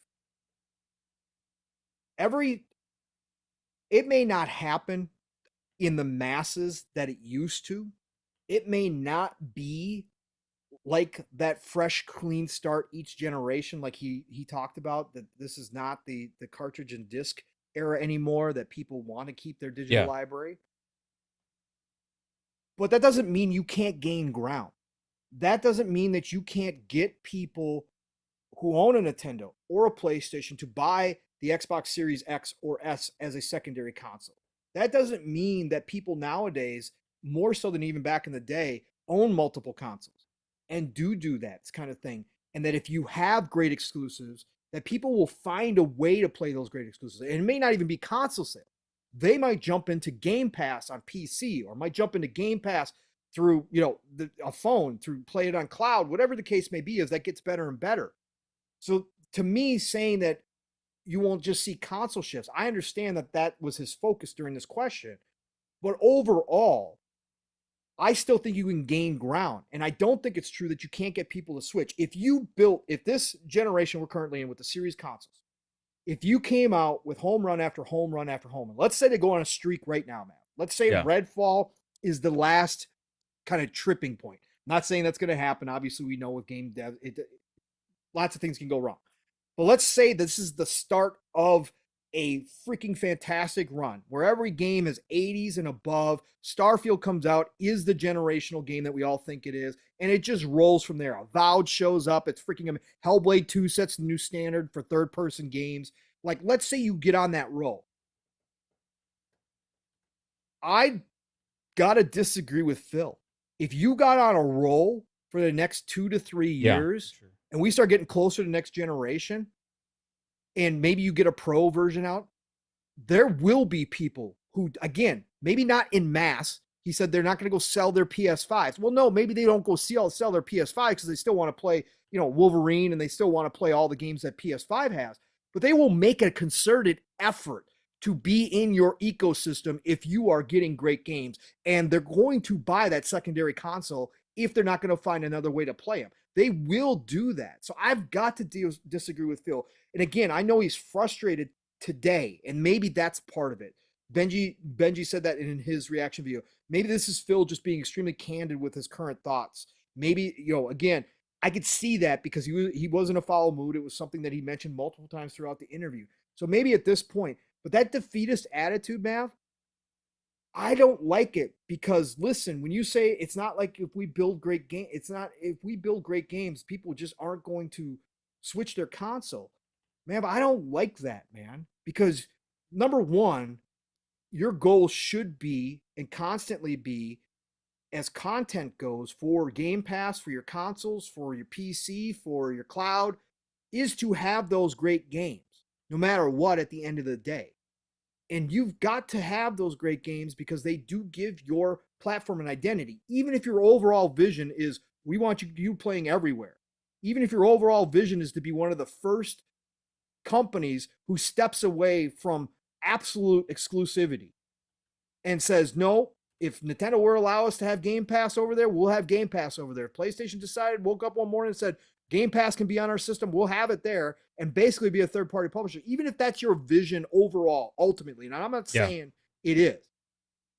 You still, right now, in this moment, have a chance to change the attitude towards your brand for the people who are questioning it or who are not currently invested in it. You have the ability with great games to build a name for Xbox like they did during the 360 generation, where people go, God damn, I got to go play Gears of War now. I got to go play Mass Effect. And again, I'm not saying they got to go buy third-party exclusives. Phil hates that stuff. But I'm saying if you built your own games with all these studios that were great, there would be people. If Starfield comes out as generational, Mav, there will be a lot of people who may not own an Xbox right now. They'll be like, oh, damn, I gotta go get an Xbox. I gotta play Starfield. So I just don't like the in my opinion, what is a defeatist attitude. Maybe Phil's thinking about it in a different way. It's certainly possible. Again, don't run $1 billion. For you, Matt, what do you think? Yeah, I was want to get into that. But first, real quick, I gotta say thanks to Pharaoh 25 OG Gaming. With another $5 super chat, says, I agree with you. Great games make a difference. I like you guys have to start watching more. Appreciate that. Appreciate that. Yeah. So for me, this is I feel like first off, I agree with you, right? Yes, making great games, which some people took his comments out of context, like, oh, he doesn't believe he needs to make great games. No, he was specifically talking about overtaking Sony and Nintendo in the console space and how that will impact that regard, not in the regard to its overall impact in the Xbox ecosystem, which he had already spent the rest of the entire time talking about how much they need to deliver on high quality experiences and not disappoint the fans. So within the fodder that I see out there on Twitter and stuff like that, saying that Phil doesn't believe he needs to make great games, that's not at all what he's saying. He's saying that those won't necessarily have a massive, and what he said was, I believe, a massive shift. I gotta go back and see exactly what he said. Do you have the exact quote? Yeah, I got the exact. It just simply said, "It's just not true. If we build great games, we'll see console shares shift." I think what you're talking about is a comment after that, where he said something to what you're saying in what do I want to say, in considerable numbers or something to that point, where he was talking about. Yeah, I can't remember exactly. Exodus. There was like a context that I got to go back and pull. But it basically where I was looking at it and the reasoning why he was going in this direction is he's still trying to cement to people out there that Xbox is more than just consoles, right? And he's trying to hammer that home, right? Because he's trying to enforce the brand of Xbox now.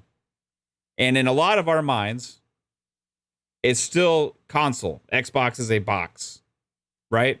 In Phil's mind, as the CEO of Microsoft Gaming, Xbox is more than just a box now. It's this entire ecosystem. So that's why I believe he took the conversation there, because he could have just easily said, yeah, console players are still important to us. We're delivering on all this stuff, which at the very end, after all of this after all of his rambling about this, he said, and console is still core to the experience, right? It's still the core of the experience. He said console shares in a dramatic shift. Okay. Yep, so that's what that's the context that when he says that. Now, is there a reason to think that there would be a dramatic shift, right? I would think it would take more than a success of Xbox. It would also take a failure on Sony's part, right? To have a dramatic shift in the console shares. Also, you got to have your fucking Xboxes on the shelves, okay? Number one, if you walk into a store right now, you're way more likely to see a PS5 than an Xbox Series X. Okay. Granted, you have Series S's available and all that kind of stuff. And I think console sales for Xbox are still better this generation than they have been since the 360 generation. And maybe even still over the 360 generation.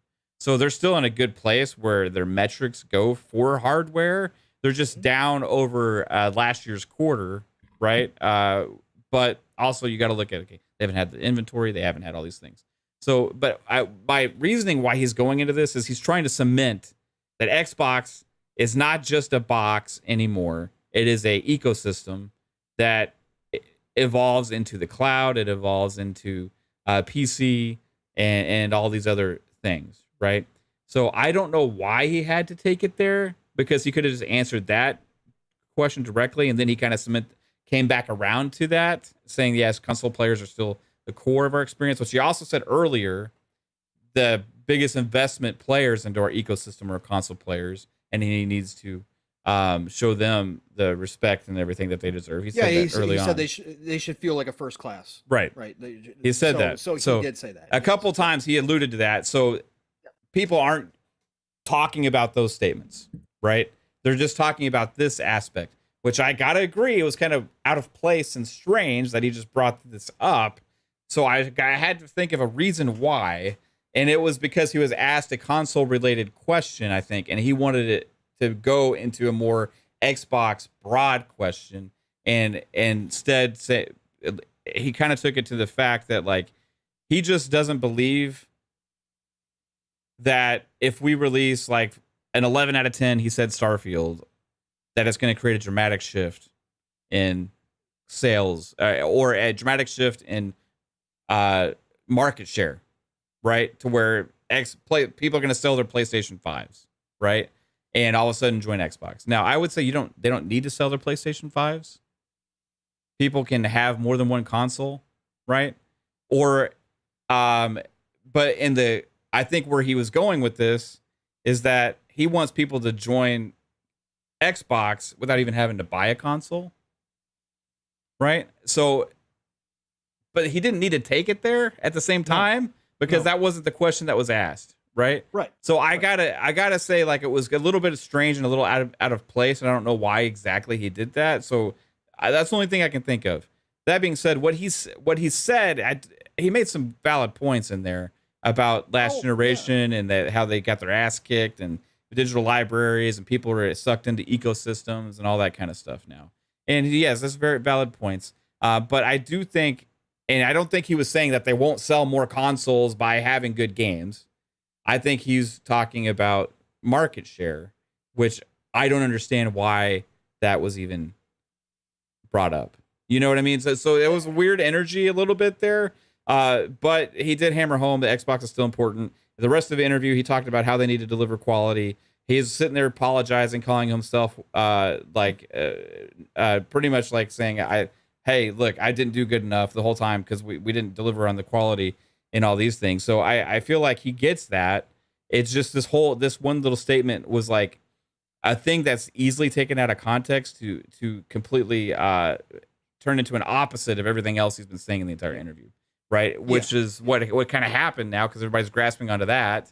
So I don't know why he said that. I think he's just frustrated and just was kind of talking. And but that being said, looking at specifically what he did say, I do disagree. I think if you do well enough, even in this day and age, especially as crossplay is growing, a lot of these games like Fortnite and all these things, you're able to move over a lot of your stuff. Like, I do feel like there's an avenue where they can gain market share, which they already have this generation. Even as they've been down lately with the console sales swinging because PlayStation's availability and they've had some good games launching, Microsoft has still gained market share generation over generation, right? Sure. So the frustrating thing, I think, for him may be that they haven't expanded upon that. Yeah. And for whatever reason, I don't know why they didn't get their games out. They didn't get their consoles in the store shelves. So now all of a sudden, PlayStation hits their ground running and they're starting taking off. And Microsoft's left there being down the last year or so, right? But the other aspect to this is Microsoft's still growing and Xbox is still growing despite this, right? Mm-hmm. So in different ways, right, in different ways, their vision.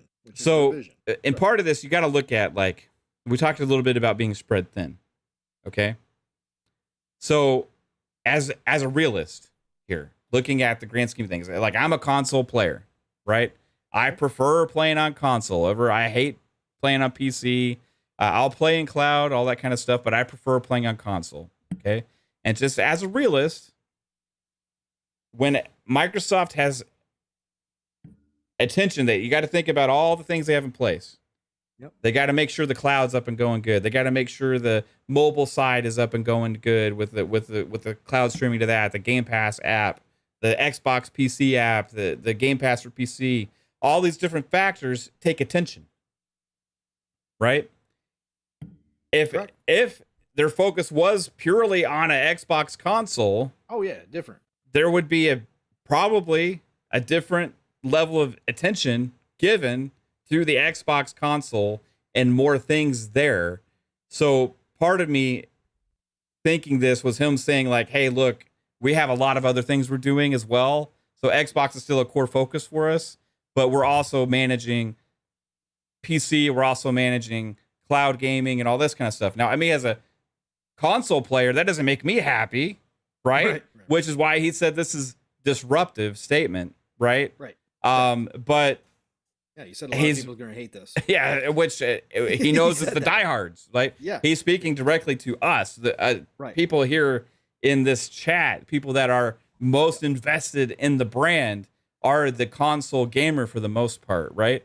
And he's speaking to us saying, like, hey guys, you're still a core focus, but just like we have all these other things that we're doing too also now. So like, we're still paying attention to you, but this is bigger than just you now. It was why I think he went there. And we don't have to like it. It's the reality of the situation. But I do disagree that there can't be a big shift. Yeah. If there's a stream of insanely good releases.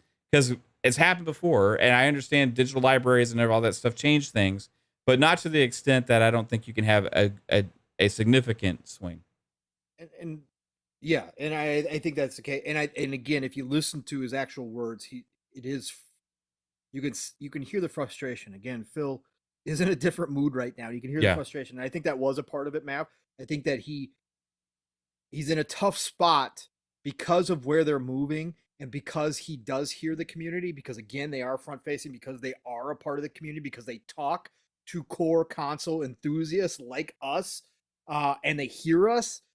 That after a while, he's trying to say, look, we understand, but you guys are here, we're out here. Yes, you're a part of that circle, but we've got all of this that we are also dealing with. And of course, decisions like ABK acquisition, if it was just console based, would never happen. We'd never have the ABK acquisition. If they were still playing in the console war space, it'd be a totally different generation, like you just said. But my point is, man, that I just think that the way that he said that just kind of rubbed, and again, I'm not the guy. Yeah, I agree. It just rubs the wrong way, because I could see, and we've talked about this, Mav, like if they did and they had a string of great games that were on console and PC and cloud and Game Pass and all that stuff, but a string of great games. If you're going to have a console next generation, with Phil said that they're already working on new hardware.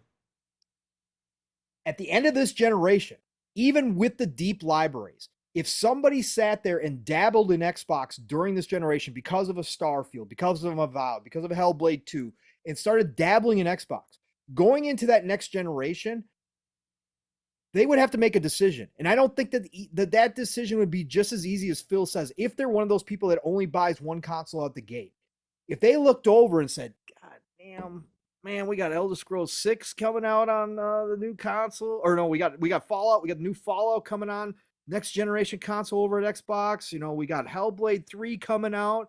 My God, we got all these games that they would not decide to buy Xbox first that go around, right? And I think that that's where I go, but Phil, you might not be able to win per se numbers wise. I give you that, but you might be able to eat up some of that market share, especially next generation. You might start out extremely fast, or faster than you even did this generation, because you built up all this big library of great games going into that generation. So for me, that's the hard part to look at it and go, God, Phil, yeah, I agree, but like I understand where you're coming from, but I just don't like the verbiage that you use. But again, at least he told us we weren't going to like it before we. No, and that's why I said the people that were trying to defend it and say, "Oh, Phil's just saying exactly what." No, he knew he was saying something out of the ordinary. That's why he said this is going to be this which probably is be disruptive. Very bold for somebody like him to do. Also, because he's like risking potentially pissing off consumers. When he says that. But I think he knows he's in that spot too, where he's pissed off a lot of people, or they've pissed. Off for sure. Not him personally. But that also doesn't mean he doesn't believe in making great games. People are taking it completely out of context for that. No, people are running with that narrative right now. Like Xbox doesn't feel like they need to make great games. No, it's talking about relegated to a metric, that how much of an impact that might have in one metric. Yes. Where they're looking at a grander scheme of things, at which we can allude to what he said was their strength. Yep. Was the variety of titles and genres. That's what I was just gonna say. You read my mind sometimes. I know, man. I was just gonna say where their differentiator is, right? Correct, and that's what he specifically said. We're not just gonna copy Sony. And this was all part of that conversation, and part of it is like we're not gonna out console them. He said, which they have the most powerful console as well. So I think he's mainly saying like outsell them in consoles, right? Correct. So where he's going with this is, we're making our own path. They're not copying the Nintendo model. They're not copying the PlayStation model, right? So what they're trying to do is have this different ecosystem, which Mike on the show said he believes in. He celebrates it. He loves it and all this stuff. And I think Paris actually may have said that. But they have this different idea of getting players than just consoles. Right. So when you see there were 30% down in the financials on console hardware, it doesn't impact them as much as it would Sony. Nope. If that was Sony's report, that would be absolute devastation. Oh yeah, for sure. Because that's how people play their games, right? You see what Sony's problem is now, Mav. Right? So they were up 400% in console, but they're not selling the software. Yeah, which is where they make their money. They're also having less users or something like that as well. Yeah, the monthly users dropped again, which is Xboxes grew. Strange. It's selling 30% more consoles, but having less users play your games. 400% more consoles. Record-breaking numbers. It goes to say what Sony said themselves. Yes. That console 100%. Sales aren't the end-all be-all anymore. No. They have to look beyond that. They're not making money there. They're going for more gamers. We talked about this when Microsoft had their original vision, when Phil was pushing this, about getting all these gamers. They talk about the size of the mobile market. They talk about all the PC players and all this kind of stuff. It was controversial when they started putting their games on PC day one, right? Where they included that. You had content creators abandon ship and start hating Xbox for forever because other people got to play the games, right? You didn't necessarily have to have an Xbox anymore, right? But that's a reality now. And the other companies are going in that direction too, chasing Microsoft's model, because guess what? You're not dictated necessarily on selling hardware that you're taking losses on to grow your audience. Now, it's still a core focus on it, and the core of the heart of it, right, which those consoles even power, the cloud and all these things is based on, right? So it's still a huge important factor for them. But if you can have a monthly active user rate increase, and you can have your content and services increase while selling less consoles, that only tells me that their model is actually working. Mm-hmm. It's not necessarily something as a console player you want to hear. No. But that tells you their idea of growing out to other places is, and their subscription model is maintaining and sustaining the business and growing it, right? So the key is the hope is that they always maintain us as a core part of the experience, right? They always treat console players as what Phil said, a first-class citizen, as important part of the ecosystem. And I feel like they understand that has to be, otherwise they lose the plot, right? Yep. And this does not detract that. It's just not the sole focus anymore, right? That's it. Yeah. And PlayStation is probably like 90% focus on that and 10% PC. It's starting to shift more. Yeah. Nintendo's and they're shifting the monthly active users, because that's why they're doing the games as a service. Sony understands that's important. You need to make money on those recurring games and that service type games that constantly stay. Minecraft monthly active users is more alone than all of PlayStation, right? There's a reason for that. Like the investments they've been making are to expand beyond to all these different places. So it makes sense. Right. And that's the model that they have now. So that's the niche that they're kicking out. But to fuel that, the most important part where we benefit as gamers, as a console player, you benefit from the variety and types of games that are going into it. They're not focusing on the one type of game, the third person action adventure, over the shoulder type game. They're not focusing on, the family friendly style type first party games. They're focusing on a variety of different experiences brought out by a bunch of different types of creators that make a bunch of different genres and different games that honestly are really weak on other platforms. RTSs, CRPGs, open world RPGs, racers, all these different genres. First-person shooters, right? There's a huge swath of games that Microsoft excels in that other companies don't. Now, some might be surprised to hear that because, Microsoft just makes bad games. You look at certain genres, they hold the market on those games, right? And they have a slew of them coming out. So it's about all these different kinds of varieties and experiences that fuel that, because they aren't trying to reach for one type of gamer. They're trying to cast a wide net and catch as many of us as they can. And that's the model that Xbox has, and that's their vision. Now, unfortunately, Redfall didn't work, and that was one of those. Right. And last thing I'll say, and I'm going to keep harping on this. We'll find out in the future if I'm right or if I'm wrong. There's more people starting to get on board with this, but I want you all to hear this and remember it. The secret weapon that Microsoft does hold that Sony can't do, that Nintendo can't do, and there's a couple of them right now, obviously with cloud infrastructure and all that kind of stuff. But AI, my friends, AI, whether you're scared of it, whether you believe in it, whether you think it's terrible, if Microsoft starts making smart games with AI driven interactions that differentiate themselves, again, what's hot today doesn't always maintain. But if you get AI that can make a brand new experience every time you play a game, or just interactions with NPCs that you can't have anywhere, or a plethora of different ways they can integrate AI, that is going to differentiate Microsoft and Xbox.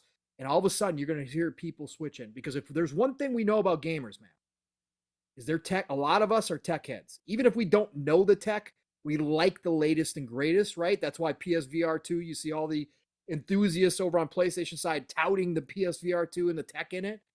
If Microsoft launches smart games with AI, and if they integrate AI into their next console, something that Sony is not invested in, like Microsoft in any way, shape, or form.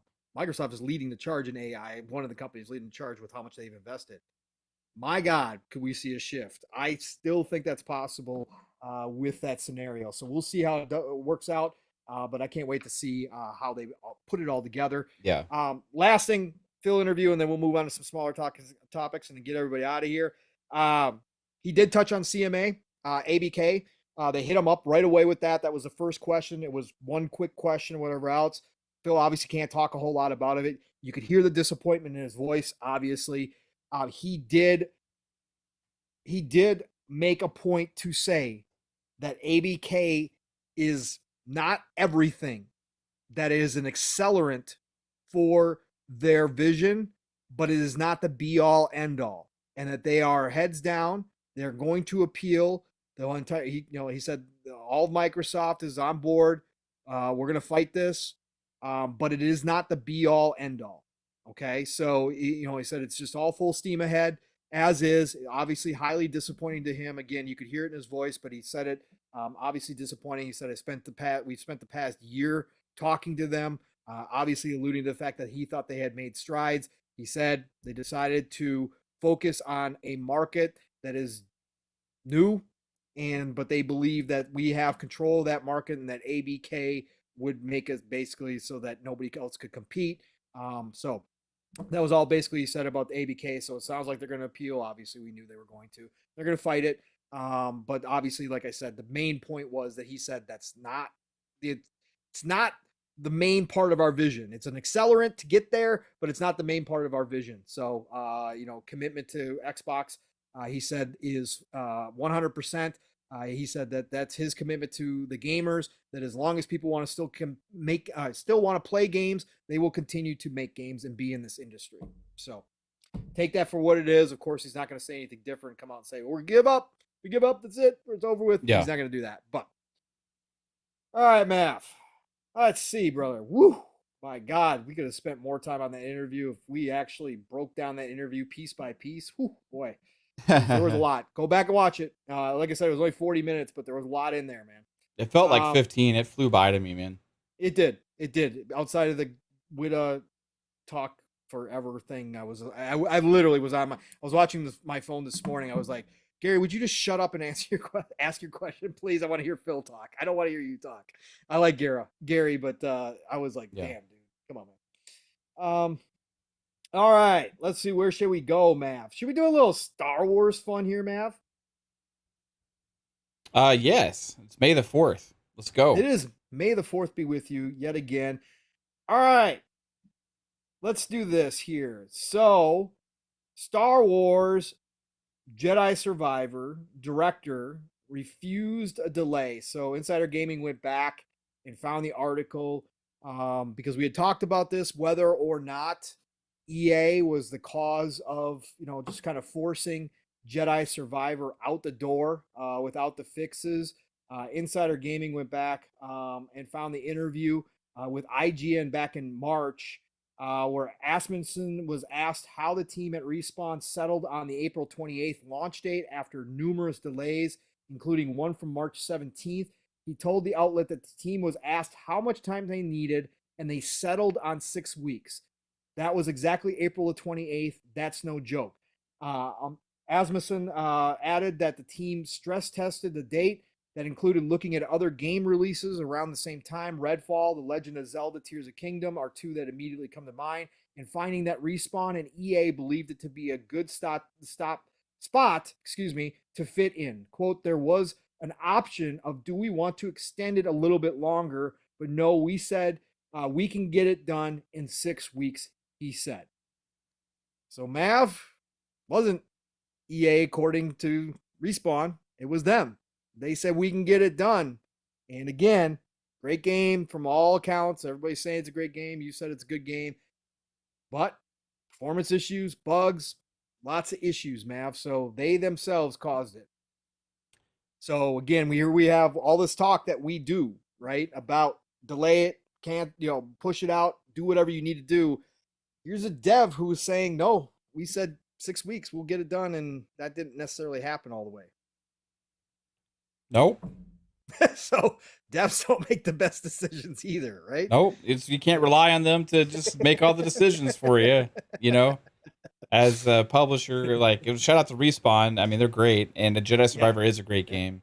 But there's no excuse to launch games in the state that it launched in. But there is, man. If it's acceptable, we can just fix it. That's not acceptable to me. I'm sick of it. I'm tired of it. Some bugs and stuff I can deal with, and I'll play and have fun. You know what I mean? But, like, they got to... We've already seen patches come out. A few weeks would have done this game wonders. Right? Yep. Instead, you have review copies go out. All the reviews just ignore, for the most part, the technical issues because they said they're going to be patched day one. So let's just trust them all that it's not going to have an effect on the gamers. I got the game. I'm still enjoying it. I did get the patch is a little bit better. It still got its issues. Now, some people are like, I didn't have an issue playing it. Well, like, cool. You know what I mean? But you got to see all the stuff out there and the videos and the breakdowns, all these things about the people that are having issues. You know what I mean? And I think that they got to start doing better on game releases. Whoever is in charge of picking game release dates in the entire industry, like, they all need to reevaluate themselves. Okay, yes, I agree. The whole process of picking a date, that whole thing, with this day and age and everything that's been going on the last couple of years with the shape that these games come out in, needs to be thrown out the window. Yep. And you got to come up with a new plan on when to announce the release dates and when to release the games. You got to have a better idea. I understand it affects your marketing. I understand it affects the cost of developing the games. I understand all this stuff. But guess what it also affects? Your bottom line when bad stuff gets out there on social media and places about how bad the release is of your game. But then we have games that are protected, like Jedi Survivor was, and that's a problem too, because you never know which game's going to get the reward, right, the review protection, right, and which ones are going to be lambasted and just talked about specific issues constantly, like just detail after detail. And we brought up that example last week of a Hi-Fi Rush review that it specifically not Hi-Fi Rush, High on Life, that specifically broke down little bugs. And that game got a day one patch. High on Life did. It had a stutter issue. It had a stutter issue before that. Yep. It got a day one patch and it was smooth as butter. A little bit of bugs here and there. Normal, completely acceptable rate, like very little, right? But this review from Game Informer, they gave it like a 5.75. And they listed the individual bugs, right? Yep. The individual issues that popped up. On Jedi Survivor, gave it a 9.25. had a list provided to them from the developers of known issues, they didn't list anything to do with technical problems or anything and gave Jedi Survivor a 9.25. I've had debates on this over Twitter the last couple days because I feel like there should be accountability within the review process. Correct. If you're going to have a standard where you're going to bring these things up and hold certain games accountable, you need to not pick and choose which games you do that to. Yep. Right?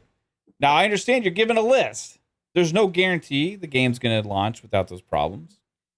Now, going into Redfall, Redfall's score is dictated more on the fact that it's a bad game, not just a broken technical issue game. Performance-wise, those games were pretty similar, if not better, on the Redfall side with performance. Except for the fact that it didn't have the performance mode on console. Right. But the performance mode for Jedi Survivor was broken. Correct. On PC, on my janky-ass RX 590, I was able to get Redfall running at pretty much 60 frames. It had its stutters and issues here and there. As it should on that thing. But it was pretty much running at high 50s for the most part and hitting 60 frequently. And that was at medium settings. 1080. Medium settings, 1080 was utilizing FSR 2.1, so it had a great image quality still, all that kind of stuff. Yep. Medium settings. I could have easily turn down a couple of those medium settings to low. Yep. I'd pick and choose some things and had a smooth 60 or whatever, right? Yep. FSR made it a great picture as well. I felt like I was playing in 4K. I couldn't tell the difference, right? That's also no excuse why there's no way that the S that didn't launch with 60 frames in the Series X. If my thing here can do it, like Series X can't, that's ridiculous. However, besides the fact, Jedi Survivor getting a pass on those things is weird, and it's an industry problem, right? I'm not saying Redfall should have gotten a pass, not at all. Nope. People thought I was defending Redfall when I was saying these things. What I'm saying is, if you look at the Redfall reviews, you just got to open up OpenCritic and just look down to page 1. Every single review, just about, except for maybe one, talks about performance and technical issues. If you go to Jedi Survivor, the first page, go out on the reviews, you can find 3 reviews that just mentions, despite some technical issues, it's an amazing game or whatever. It could have been better without some slight technical issues. Turns out when the game launched, it had massive technical issues, right? Yep. Numerous things. So there's got to be a better way out there. And apparently, obviously, it wasn't enough time. Regardless, though, they're patching it quickly. I'm happy. I'm still able to play the game because it's still fun. Mm-hmm. I just want these games to be held accountable so they don't do this again. Yep. That's it. I still like my idea. Devs, publishers, internally, have your date to the public, add a year to it, and tell us it's going to be a year after your internal date. And then internally, you guys can make decisions as necessary with a 12-month leeway for the game. And then surprise us. Yeah. And say, guess what? It's done. Yep. And it's launching on this date when you got it locked into place, when there is no question. That would give you 12 months where you don't have to worry about public opinion. We may say when you first announce that date, my God, why are you saying this is 6 years away? Don't matter. It don't matter at the end of the day. Because if you've got an extra 12 months of swing time where you can fix the game, you can polish the game, you guys can choose internally how to do it without worrying about what public opinion is going to be, do it that way. I'm cool with it. So, shock the world, shock us, surprises. It's coming out in 3 months. Guess what? We told you it was going to be take another 6 more months. Yeah. It's coming out in 3 months. We're good to go. My God, we'll be ecstatic. We'll be happier than pigs and shit. So just do that, okay? Just do that. Yep. And then as far as the reviewers go, I still like my idea that we had a discussion where I came up with the big idea. Again, I don't have all the details. Got to have a standardized review board. You can have other people still doing reviews, but one standardized review board with certified reviewers Again, that whole process would be a nightmare. Who gets picked, who doesn't get picked, political stuff. It all happens in everywhere. But what I'm saying is, if at least if you had a certified review board that all followed the same set of guidelines same criteria that state specifically, you must review the game and specifically point out any bugs and stuff that you have or that the developer has notified you of, and that has to be included in your review. That, I think, has the potential. Again, I don't know all the details. They're smarter than people than me that could probably figure it out. But if you had a certified review board that gave a certified, each one gives a review, a score, and then you have that certified review board actual score weighted well above everybody else's, I think that would help out the industry a lot. Yeah. And I think it would do wonders for everybody, because in every game, no bias, again, you can't deal with bias, but I'm saying you'd be able to tell real quick. And if you gave these people that title and attach some respect to it, they already think that they're better than most of us. A lot of them do, not all of them, but a lot of them do. That might put some actual pressure on them to deliver a consistent review process. So that's my idea. Here's the thing too, right? Like the reviewers may say, well, this issues on this game weren't enough to really make me feel like it's going to drop the score at all. That's fine. I honestly don't have an issue with that. Talk about them, but you got to at least tell the people and advise them on the issues that you're experiencing if you're reviewing a product that people are paying for. Correct. Like I have zero issues with anything that the reviewers said about Redfall. They deserved every single bit of any of the technical aspects that are brought out. They deserve all the aspects of all of the bugs that are brought out, the AI issues, the textures not showing up, all the dumbass, simplistic nature of the world that you're playing in. I don't like a lot of it, right? Like it deserves all the smoke and the scores that it's getting. I'm not trying to defend that whatsoever. My issue is if you read all the Jedi Survivor reviews, you can come away with it for the most part thinking this game has zero problems. Right. And that's an issue. A disservice to the readers that the reviewers are trying to inform. Right. So I'm just asking for more of a consistency with this stuff. And it's been ongoing for years, in picking and choosing which games that these reviewers get upset about with certain issues for. And Redfall deserves the smoke it got, but Jedi Survivor deserved more smoke for the shape that it launched in than the reviewers gave it, because they were told it was going to be addressed. Yep. If I was a professional reviewer, again, it doesn't matter. We can all sit here and say reviews don't matter. We can all sit here and do that. The reality is there are people out there who literally go to IGN or Game Informer or wherever, read a review on a game.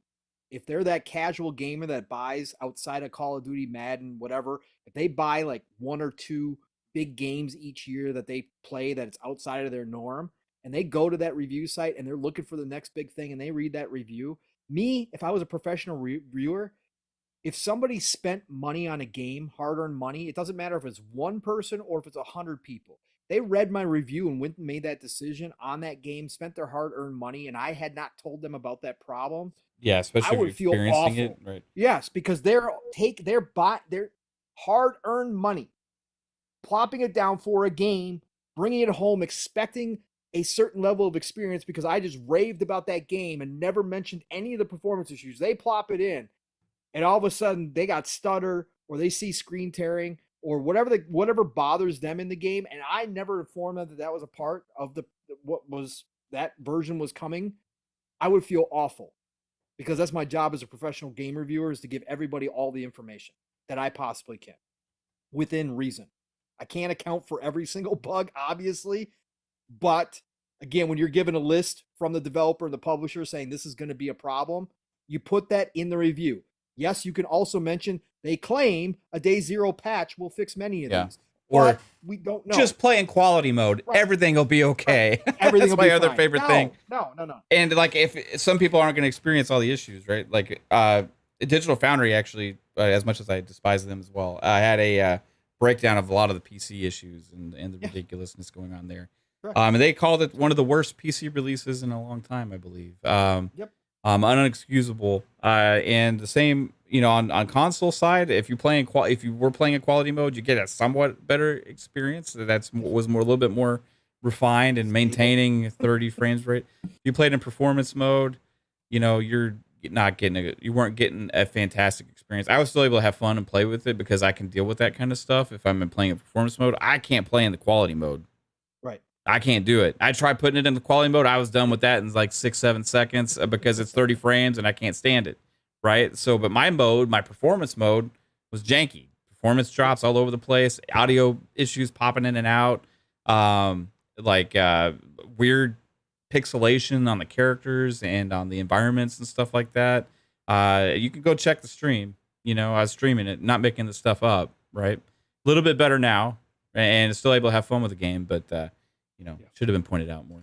Should have been pointed out. Absolutely. More Star Wars news. I had an interview with Axios. Did a story on Respawn, and they came out and said to remind everybody that Respawn is now developing at least 2 more Star Wars games. That's right, folks. 2 more Star Wars games are coming. A RTS title made in concert with new studio Bit Reactor, right? So they're making an RTS, and we're not going to be done with RTSs. Just a little heads up. I'm saving the best for last year. So Respawn, Bit Reactor, Tandem, working on an RTS Star Wars game, and they are also working on that first-person shooter made in-house. So some people have speculated it's a reboot of Battlefront. Again, we found out recently that Battlefront 3 was about 5 yards from the goal line, and EA chopped it off at the knees. So we were not given the newest Battlefront. So maybe Zampella is rebooting it. Maybe he's going in a totally different direction. But 2 new games from Respawn. Yeah. One of them being an RTS makes me excited, huh, man? Yeah. Did they go into what kind of RTS it is, really? Nope, they did not. So they did not do any of that. Bit Reactor has, I believe, if I remember properly, has worked on other RTSs before, maybe, or helped out in some form or fashion. But no, they did not talk about anything about the RTS or what it's going to do, what it's going to be like, I should say, what style of RTS it's going to be, or where it's going to take. No, they're brand new. They haven't done anything. I think they used to have people that worked on RTSs though. Anyways, but yeah, I'll be interested to see what comes out of that. Again, I do love Respawn. I do like what they do over there. Trust Zampella, so we'll have to see that. What's happening there. And Mav, finally on the Star Wars front, RTS. Speaking of, right? Yeah. So a little tweet that kind of went under the radar today. From Andy Robinson over at VGC. Andy, if you're listening, unblock Matt, please. He was in a pissy mood one day. Don't worry about it. Andy Robinson tweeted out, I imagine you won't have to wait much longer for a Star Wars RTS game from a big name developer. He specifically said big name developer. Somebody named Josh West put underneath, do you know what? I had completely forgotten about that one that was in production, Bit Reactor and Respawn, right? Yeah. The game we just mentioned. Mm-hmm. Andy Robinson said, the one I was thinking of hasn't been announced. Yeah. So this got us fired up in a DM. Sorry for all you non-RTS lovers, but we had to go to Speculation Town in the DMs. We were having a good time in the DMs because I blew up. When I found out, first I was excited that maybe the Bit Reactor one was going to be shown soon. Andy was alluding to that, but then Jasper hit me up with the follow-up that this one hasn't been announced. And then I go, wait, so big name developer hasn't been announced. And we started this conversation, Mav, and you were out, you were busy today doing stuff too, so you didn't jump in really to the conversation, but we started going to Speculation Town. So I'm going to turn it over to you, Mav, real quick. Big name developer. Now, I take this as a known, again, there's not too many big name developers that are going to do RTSs out of the blue, at least in my opinion. There could be one that's decided they're going to jump in the RTS game, But generally speaking, you don't see that because it is a very hard genre to get right. And this is a Star Wars IP. So I started thinking about big name as in known RTS developers. And there's only a handful. There's only a handful what I would consider big name. What do you think, Matt? You had some time to talk about this and think about this after a little bit later. Well, we know of a few that routinely show up during RTS discussions, right? Two of them are owned by Sega, and that's Creative Assembly and Relic. So either one of those, you can flip a coin. But and you can't say, well, these people might be working on this or this. Both of those studios have been known to work on multiple RTSs at the same time as well. They've been act as like as support devs for other RTS games. Let's give people the picture. Creative Assembly did Halo Wars, right? And so did Relic. One of them did one, and then one of them did the other. The other one. And Creative Assembly is known for Total War, which is one of the biggest RTSs ever. Okay. Relic just did Company Heroes 3, right? Yeah. And then, like Matt said, they've worked on Halo Wars and they just helped out with Age of Empires. Yes. So that's those two. And I would assume they're probably getting help from one of them on Age of Mythology. Yes. As well. I would assume that's just World's Edge style. They usually get help from one of these. And World's Edge is the creator of Age of Empires. That's another name. Yes. You can bring up as a prominent RTS developer. That would be World's Edge. So, and then you look at Blizzard. My dark horse. Right? So those to me are really, I mean, you could say Paradox. Yes. As a publisher, very well known because like they do a lot of strategy games and stuff like that, right? Yep. But as big name developer, I still don't think Andy would go there with Paradox, right? So my mind goes into the Creative Assemblies, the Relics, Blizzard and World's Edge. Okay. Right. That's like the top 4 maybe RTS developers in the world. I'm sorry if I'm forgetting one off the top of my head.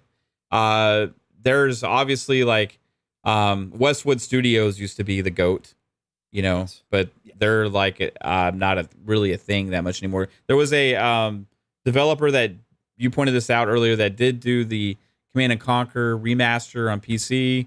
They did a fantastic job. However, that's not a big name developer as well. It used to be. They had a stretch run where they were. It's what did I tell you it was? God, it starts with a P. Dang it. I don't know. So I look at it as either one of those Sega studios, Petroglyph, or Blizzard, or World's Edge. Now the exciting part of this is if you're an Xbox user, if you're an Xbox fan, if you're a Game Pass subscriber, whether it's Blizzard, which might become part of the acquisitions within Microsoft as part of the ABK deal. Could have some involvement as being on the Xbox ecosystem. Or you could have Sega, both Creative Assembly and Relic, have both had games that they worked on with Xbox. Plus also, Microsoft makes partnership deals at times with Sega, right? For those games and stuff like that. So there's possibility if it's one of those, great. Or World's Edge, right? World's Edge would be automatic. It's going to be Xbox first party and all that kind of stuff. So I don't know which one I would lean to. My mind wants to tell me to look at World's Edge. Okay. Just because I feel like when there was an announcement that they had made before, now some assumed they were talking about Age of Mythology, but World's Edge said that they were working and partnering with another developer for an exciting IP, right? So for their next game, for another game, okay? Right. So you could say Age of Mythology, all that kind of stuff, because they announced Age of Mythology after that. And for anybody who doesn't know, they actually have made an Age of Empires Star Wars back in the day. So they have worked on this IP as an RTS previously, way back in the day. But then my mind goes to, well, okay, World's Edge, and then maybe within partnership with either Relic or Creative Assembly, who they have existing working relationships with to make this Star Wars game. And whether that would come from originally from Sega working out a licensing deal with Star Wars or whatever, but at some point, I think Microsoft may have been more okay with doing licensed games. Maybe after the ZeniMax Bethesda acquisition, because they already come along for the ride with that. So I don't know, man. It's interesting. I hope it's one of those 4, because that means it's going to be great. Yes. That's all. That's what I want, because if it is one of those 4, it's going to be a great RTS. Correct. That's exactly what I said to PTK in the shop when I hit him up. I said, yeah, if it's any of those, we have a great chance at a fantastic and I don't know what RTS. to make out of a Respawn RTS, because I haven't played one yet.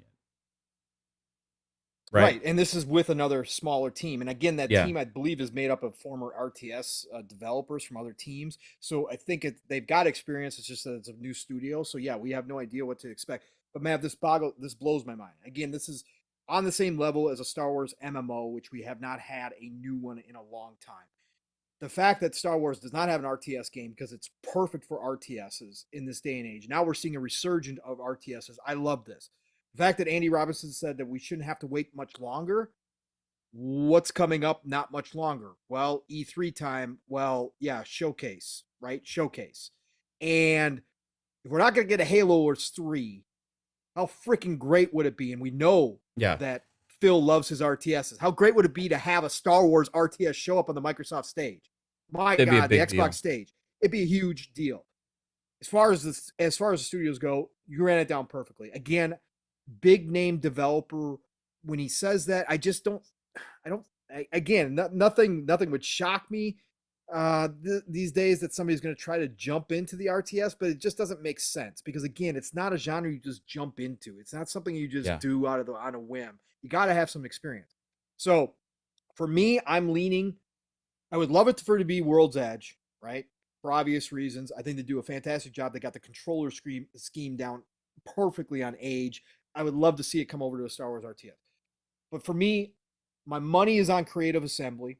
They've got done with the Total War expansions now, right? Total War is never really done, but all the major expansions are done. They're open, they're free. They're one of the best in the world at doing it. We saw them crush Halo Wars. So I would have zero issue if it's Creative Assembly, and I would not doubt that Xbox, again, that relationship is strong. Even if they don't do it exclusive, because RTSs, I don't care if they're exclusive or not. They need as many players as possible. That was a problem with Halo Wars, is it didn't get the audience it needed. So I wouldn't care if it went everywhere. But as long as Microsoft was marketing and the console version was coming, I could care less either way. But man, would that be great. Creative Assembly is awesome at RTSs. But my dark horse is Mav, and I when I was talking to Jasper earlier today before you joined the conversation, Blizzard popped in my head. Yeah. Because again, we had Ybarra teasing with Simu Liu, right? When Simu Liu made a comment about StarCraft on Twitter, the actor from whatchamacallit? Help me, Mav. Simu Liu. Shang-Chi. Shang-Chi. Thank you. And Barbie. And Barbie now. Yes, that too. When he made the comment out there that he wanted to see StarCraft come back, and Ybarra put a winky smiley face underneath him on Twitter. That was what, last year, or was that 2 years ago now? Whatever, it was last year. Yeah, I think it was last year. Yeah, it was after Phil had talked about bringing back StarCraft, right? So he made the winky face about StarCraft coming back. We know the StarCraft team internally at Blizzard was dissolved years ago. Yeah. Many of them left the company, but some of them just got absorbed in other teams. If they are going to bring back StarCraft, they're going to have to build a new team from scratch, man. Why not have that new team work on an RTS with the Star Wars IP to get their feet wet, to get back into the mode before you take on bringing back StarCraft?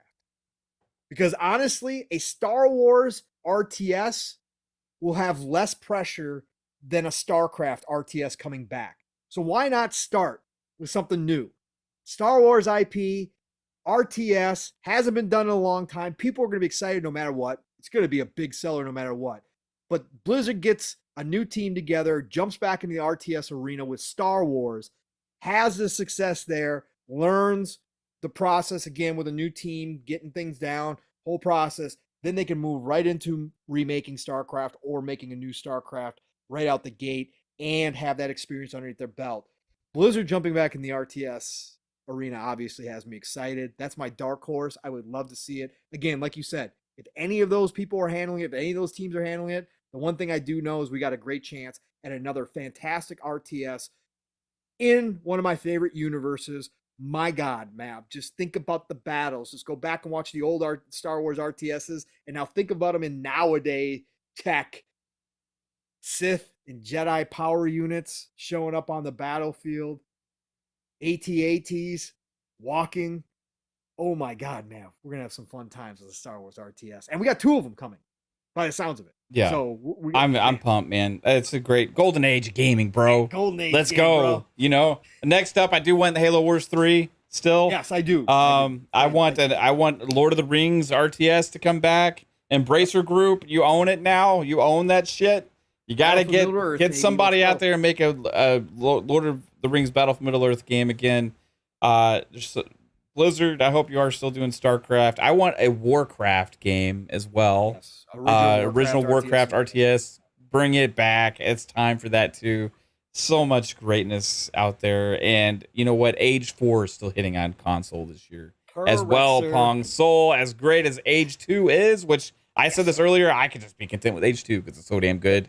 Age 4 is going to be even better. I can't freaking wait. And Andy, I don't care. Like Pong said, if you want to keep me blocked, I don't give a shit. I called you dense because you said Microsoft might sell off Xbox if ABK doesn't close. And I thought it was ludicrous and stupid that you said the pundits were all saying this. Come on now. However, it is annoying that when you say something juicy like this, my friends have to screenshot it to me. Okay? I'm sick of telling them, hey, I can't see your DM link because this guy that said something dense one time about Xbox selling off, I can't see your juicy tweets. So for that reason alone, I just ask you to unblock me, not because I actually care about anything else you have to say. He's not on Schreier's level, but he definitely went on. It just as a functionality thing for me. Yes, it's just a functionality thing. I have to ask you guys. You know, hey, please change it. That goes for you. I totally didn't even remember that you were. Yeah. I was like, what? Oh yeah, that's right. There's a few of them. Jason Schreier too. Like, come on, man. That's half the community. At least I know. I'm one of the few that's not. There's Schreier. There's Andy, and there's some other guy I can't remember. But this other guy blocked me for liking one of Gaz's tweets. Of all things, makes sense. Yeah. Yeah. Logic. Definitely. I got blocked by association with Gaz. You did. That'll happen. I guess so, sometimes. We touched on this earlier. No big deal. Again, we'll just go through a bunch of little stuff, Mav, and then we can get everybody out of here. Tell me if you want to discuss something here. Mojang did announce 3 million people have played Minecraft Legends in the first 2 weeks of release. Again, Game Pass, we already know what it does. It gets tons of players in there. It's up to the game to keep those players playing. That's what it's always going to be about. But the fact that it's always available, that new people can jump into and experience this. PTK, when we were talking about RTSs today, I said, we already got you into Diablo-esque action RPGs. Our RTS is next, because he actually said he enjoyed Minecraft Legends. So, and it is our RTS light. Yeah. So, do you think they're going to celebrate Redfall numbers of players? Maybe on the comeback tour. The comeback tour, if they make it a comeback. If they make a comeback tour. If they make a comeback, then they will. Yes, 100%. So, I don't think Redfall is going to be brought up. It's still going to have a lot of people play it. It's going to have a ton of people playing it. So it's going to be in the millions, I bet, because of the it's a big people release. It's for free. I mean, if you have not free, but you know what I mean. You have Game Pass. You're at least if you're curious how shitty it is, you might even want to load it up at that regard, right? Right. So it might be something. I will admit that after the review, I almost popped it in because I knew we would talk about it. Yeah. Just to try it for a minute, but then I was like, no, why? I said I got Age of Wonders 4. I'm not doing it. I'm not hopping in. I'm not gonna do it. I'm just gonna wait. So we're not gonna get back onto it. New UI for Xbox Home. We touched on this earlier. Two-part comments that came out during Phil's interview, but we already knew this. It's been dropping. It's been loading. I can't even tell you if I got the new one or not. That's how much I care. I know people have been screenshotting saying, got it. So it does look better. They definitely made the tile smaller. I definitely can see more of your background. So shout out to Xbox for doing the work. I know there's a few other improvements that people have been showing off with it. Again, I really don't care unless they come out and say we're bringing back the blades. At which point I will have Mav go live immediately and we will do a celebration that the blades are coming back. I just don't care about the UI that much. I just don't. So Mav, do you have the new UI yet? No. No, not yet. Okay. Yeah, I'll be happy when it's there, but yeah, cool improvements. Nice. Ed Boon made an appearance on Twitter. Well, he's always on Twitter. Dude's awesome. But he did a little short video celebrating the 30th anniversary of Mortal Kombat. So that came out, and then at the very end of it, some people called it a Mortal Kombat 12 teaser, and Ed Boon alluded to it in the video. That's the loosest term I could say. It was a grain of sand falling and exploding into dust, right? Obviously alluding to the end of 11, the story in 11. So obviously they're teasing. Mav, we know it's coming. That was leaked by their investor call. Mortal Kombat 12 is coming, but Ed Boon did put out a video and did give a short, what people are calling teaser. I certainly don't say it's that, but whatever. You excited? Still excited? Yeah. Mortal Kombat, all in. Yeah. Dude, this is an amazing year for fighting games. I've yet to download the Street Fighter 6 demo, but I got to shout out Game Pass Dad's video he posted of his created character. And that was the most hilarious thing I've seen. Oh my God. Yeah, dude. I posted on Twitter. I need to share it to you. He created a guy that looked like something, and it's just fucking funny, man. I got to share it too. But you can make the most ridiculous characters in Street Fighter 6. I got to play the demo, but wait, I did see his. Didn't he have like a long neck? He had like a big, thick, veiny neck with like a head that was the same size. Yeah. Okay. It looked like a big dick. That was hilarious. That's so what it was. We have Street Fighter 6 coming. We have Tekken 8 coming, and Mortal Kombat 12 is set to probably be announced soon. So I'm super hyped, man. I can't wait. Mortal Kombat 12 will probably be my most played of the three. I just like Mortal Kombat a lot, but I love all three of those franchises still. So this is a glory. If you're a fighting game fan, rejoice this year. Yep. Plus we got all the ones dropping the Game Pass. Blaze Blue just dropped in the Game Pass. It's fantastic as well. All we need is. I was gonna say, like, if you play Mortal Kombat 11, if you look at it now, like after they've done the Series X updates and stuff, it is mind-blowingly gorgeous and smooth. I just can't imagine what 12 is going to be like.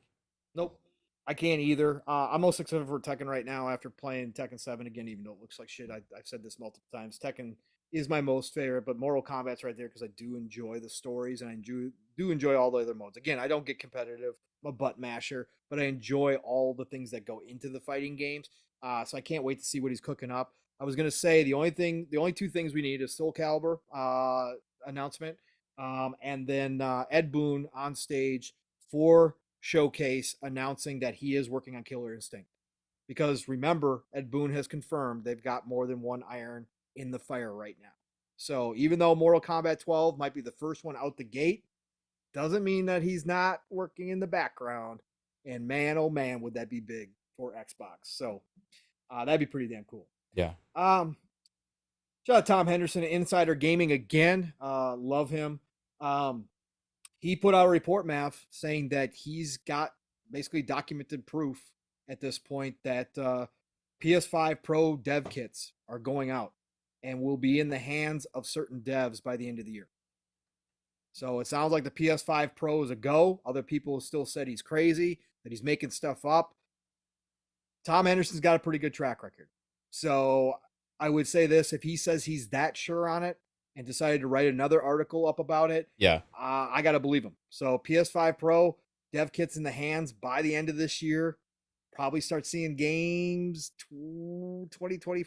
Well, I mean, I guess they could use it on games that are currently in development. Yeah, they would just already, just boost them up Wolverine, a little bit. Maybe. Yeah. PS5 Pro version. Yeah. Woo. And update hopefully for free existing games. Oh, come on. No. We're about to get to that. You know that's not going to No, happen. no, why not, Pong? Is that not the $10 MO for Sony? $10, They bro. they didn't charge for PS4 Pro upgrades of the games, did they? I forget. No, but that was then. This is now. Okay. That's They right. need money. Again, they're not selling software. They need money. That's right. So, yeah, I mean, I'll just follow that right up here with, so we heard that they were removing, obviously Spider-Man, from the, PlayStation Plus service, Mav. And we all said, and Mav, you said it, as well, obviously on the show, that they obviously getting ready for Spider-Man 2. They're looking for some more sales. And you said that they were going to, sorry, I was reading a comment. What'd you say? I said Spider-Man being pulled from PlayStation Plus. What did you say they were going to do with it? Oh, they're going to sell it. Sell the remastered version, right? Yeah. But also, I got to take this all the way back to a couple years ago. Yeah. Okay? Because back when I was a little old fun speculation channel with 5 subscribers or whatever, and I was making videos, tried to make videos and just had little stuff I did occasionally.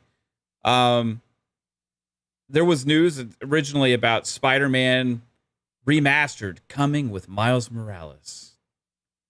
And I was like, these guys just pulled one over on the entire community, because what they had done was flipped it on its head. Miles Morales was pretty much an originally planned expansion or DLC for Spider-Man. Okay. Right. Well, in order to get the Spider-Man remastered version, you had to buy Miles Morales for $70. Right. That's the important part that a lot of people don't realize. That's the only way you get the PS5 remastered version of Spider-Man is by getting the Miles Morales Ultimate Edition. That's the only way you could get it. So what I tried to bring to people's attention, which nobody watched my channel at all back then, was that this was just their way of selling Spider-Man remastered for $70 with the planned DLC they had originally planned. It was pretty much like a definitive edition again. It was like a director's cut. It was the same thing they were doing with all the other stuff. And this is what their plan was. And they just worded it differently. Like, hey, you get this for free if you buy Miles Morales, instead of, hey, Spider-Man director's cut with expansion, $70. Right? Which is normally what the companies would do, but there was already a flack given from some other games around that kind of situation. So they flipped it on its head and was so clever marketing. But I try to bring it to attention. Now you see what's happening here, right? Now it was in the service. Miles Morales was, right? And removed. Yep. And well, hey, precursor to something being sold again. Separately for the first time ever. You can buy Spider-Man remastered alone. And how much is it, Pong? $50 now? $50? Yes. So how old's Miles Morales? How old? Yeah, and this doesn't even come with Miles Morales. No, it doesn't. This is a standalone. So this is the standalone. Now I will give them credit. There's a $10 upgrade path if you own the PS4 version of Spider-Man. Correct. Which they could have just originally done way back when Spider-Man Remastered came out. Yep. Why didn't they do that then? Am I mistaken? Did they? I don't remember this. I don't think they did. So why didn't they just do the $10 upgrade path then for Spider-Man Remastered? Spider-Man 2 coming. So they could resell fucking Spider-Man to you at $70 and include Miles Morales with it.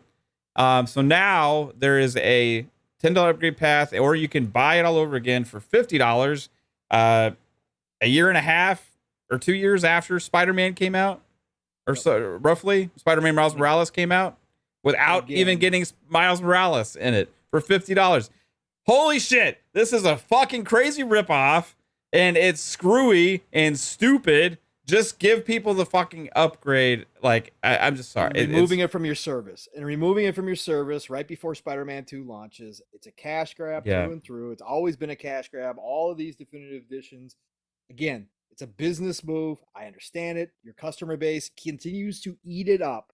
But at this point, there is no reason, after you've sold, what, over 35 million copies. Why do you have to remove it? Right. Why do you have to remove it from your service? How much was Miles Morales if you bought it? Has it ever gone on sale for less than 70? Yeah. I'm sure it has. It's been on sale now. I mean, it's been almost 2 years now, right? So, I mean, the thought that you're just getting Spider-Man remastered for 50, it feels like it just feels like a complete blatant bullshit thing. Bullshit. Why not just drop Miles Morales with Spider-Man remastered for $50? That's what I'm saying, bro. Again, they're great at this. Again, this is nickel and dime. This is Nintendo. Again, they idolize Nintendo in a lot of ways. They idolize Apple in a lot of ways. They run their businesses very similar. They will nickel and dime you all day long because their customer base, their hardcore customer base, is like, yeah, please, thank you. May I have another more? May I have some more, please? That's what they do. So they're training everybody. But yeah, no, just crazy. Again, great that it's there. Great that they have a $10 upgrade path for the PS4 owners. That's great. That's fine. But the fact is, didn't have to remove from your service. Fact is, you could be offering people a much better deal than this to get them excited for Spider-Man 2. And in reality, you don't even have to get people hyped for Spider-Man 2. All you're trying to do is make a quick buck off extra sales. Which again, business-wise, I get it, but it's just whatever. I just don't like it. And Nick says if $10 is a problem, wow, get out of the hobby. Here's the thing. Okay, Nick, a lot of people didn't own Spider-Man originally on the PS4. Right. So they have to pay the $50 now for Spider-Man remastered, which doesn't even include Miles Morales anymore. If you buy it that way, or you got to buy Miles Morales with Spider-Man. I don't know. Do they even offer that anymore together? I think they do, right? I'm not sure. Probably do. But what they gave you as an option for their service, which is more expensive than Game Pass, was Spider-Man. They removed it for the sole purpose of reselling this game to you that they already sold to you, bundled in with another game. Yeah, like the $10 thing for the upgrade path is completely irrelevant to new gamers that are looking to buy this game. Yeah. Right? If you're a 10-year-old Jimmy and you got your PS5 for Christmas and you want to buy Spider-Man, little Jimmy's getting fucking ripped off. It is what it is. Again, business decisions are business decisions, and I just never will. I can't. Yeah, it says, where are the console circuits that pay to play online? That doesn't make sense in 2023. I agree with that. That's a great. No, but we spoke out about that. Doesn't make sense to pay for cloud saves either. Nope, it doesn't. Right. Poor Jimmy. Grounded. Yeah, poor Jimmy. But we know little Jimmy Ryan doesn't play, so it doesn't matter. Just jokes, folks. Just jokes. You know how it goes. Anyways, Grounded got that super duper update, Mav, with the Wasp Queen and all that kind of stuff, and the Wasp's huge update, right? They turned around and announced another freaking update. So, right, just a week, just like a little over a week, Grounded added that super duper update on Wednesday. Obsidian Entertainment announces another new content update releasing to players today, falling under version 1.2.2. New update adds more bug fixes, improvements, and content. Most of it centers around a terrifying broodmother boss and brand new infected broodmother that can be found on the hedge. So again, Grounded, the game that everybody kept making fun of, didn't know why Obsidian made it. It probably, whatever, shouldn't be made. Here it is, just millions of people playing it still, just enjoying the hell out of it. It's just like Sea of Thieves. Don't talk about it. It's not part of the core, but there's everybody playing it, and it just continues. Huge player base. Yeah, huge player base. It continues that monthly active users. That's all they do. Yeah, that's all they do. Mav, you got anything else? Yeah, props to them. Great job on keep supporting a game. Let it grow. A passion project. Yeah, started by a small team. Crazy. This is why Mav and I agree when Phil says let creatives be creatives, because these are the things, even if they're games that we don't necessarily play, these are the experiences that come out of that just by letting them do this kind of stuff. Yeah, you'll have some failures. Yes, results will be mixed, but you're going to get these diamonds too by letting creatives do these kind of passion projects and kind of work on their own and do their thing. So That's why I will always support it, and it just adds to the diversity of that lineup that we talked about earlier, which is fantastic. Yeah, for sure, man. Oh, show, Mav. We do have a couple super chats. Oh, grab 'em. Drawn TJ, $5 super chat says, my craziest dream announcements at the showcase. They bought the rights for Mech Assault and Command & Conquer and Splinter Cell and New Conquer. So you want them to get the rights for Command & Conquer and Splinter Cell and Mech Assault. Yeah, that would be crazy. Yeah. The Mech Assault rights are all tied up every which way possible, but loose. So Phil's already confirmed that it's like near impossible. All the mech games are having issues like From Software, and Mech Warrior. They're the only two that basically come out now, right? So that's that. Yeah, they could do something crazy, just fucking crazy, and start just a new IP. Just like do like a similar game and name it something else. Oh my god! Oh, what? It's so crazy. How could they do that? EA never sells IP and will never sell the Command & Conquer, even if they have no plans to go back to it. I would love to see it, but it's not going to happen. Yeah. And Conquer, again, love you Conquer fans, but I don't get it. So whatever. Yeah. Splinter Cell, got high hopes for the remake right now. So we'll see what goes on with that. Fingers crossed. Matt and I are not holding our breath. Yeah. It's Ubisoft, but we're crossing the fingers. But Command & Conquer, EA needs to get rid of it because they don't know what the hell to do with it. Yeah, they don't know what or they could help out. The remaster was awesome. It is, but it's not only on PC, and they could get that same developer they use for that and make a new one. That'd be great. True. Victor, hopefully they continue to see the success now of Age and stuff, and they decide it's worth it. Yeah. Company Heroes is coming. That's true. But they could find a home on Xbox for it. Right. Correct. Victor Alstein, $5 super chat. Ooh, appreciate you, Victor. Says it's how things are. Horizon. This was regarding our review, like controversies and discrepancies. It's how things are. Horizon 2 was broken so badly when it came out, but the media still excused it, just like the ponies. Redfall is not as bad. Well, I mean, here's the thing. I don't know, like performance-wise, frame rate rise, like I think that Jedi Survivor was probably at least equally as bad as Redfall. Except that Jedi Survivor had a performance Is he talking about Horizon mode.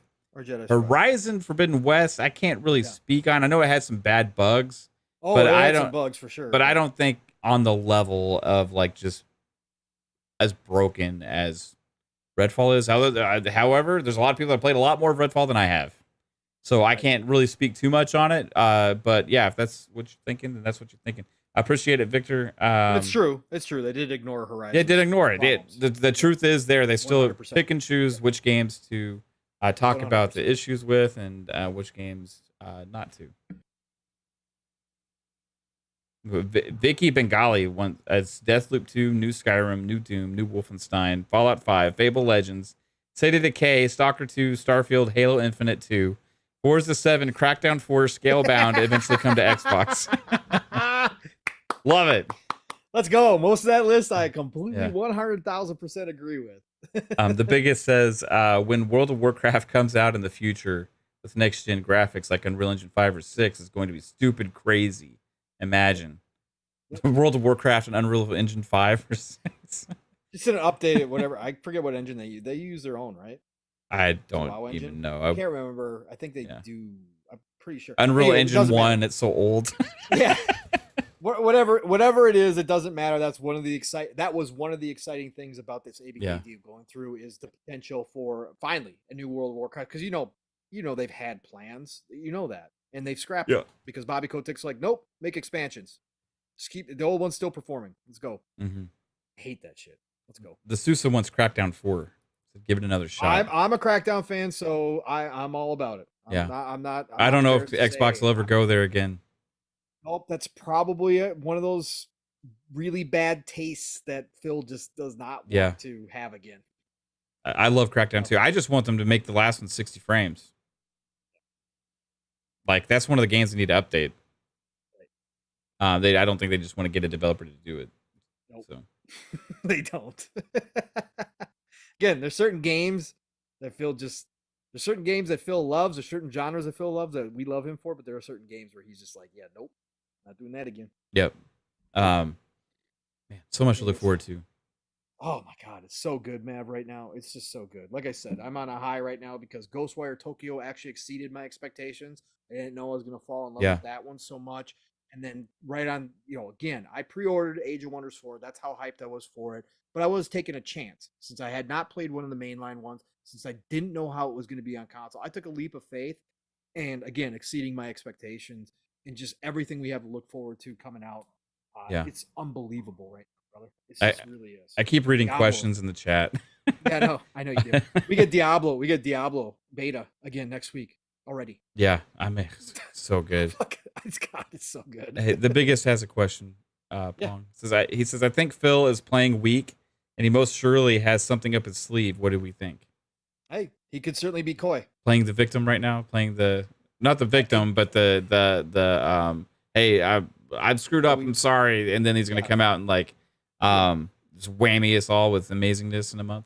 I think he has faith that they have enough in the pipeline that he knows is good. Again, the confidence that he was talking about Starfield with, sure, you can say that he does. It's just different. Like there's certain things, and like I said, when he was talking about that roadmap, like I have not heard him.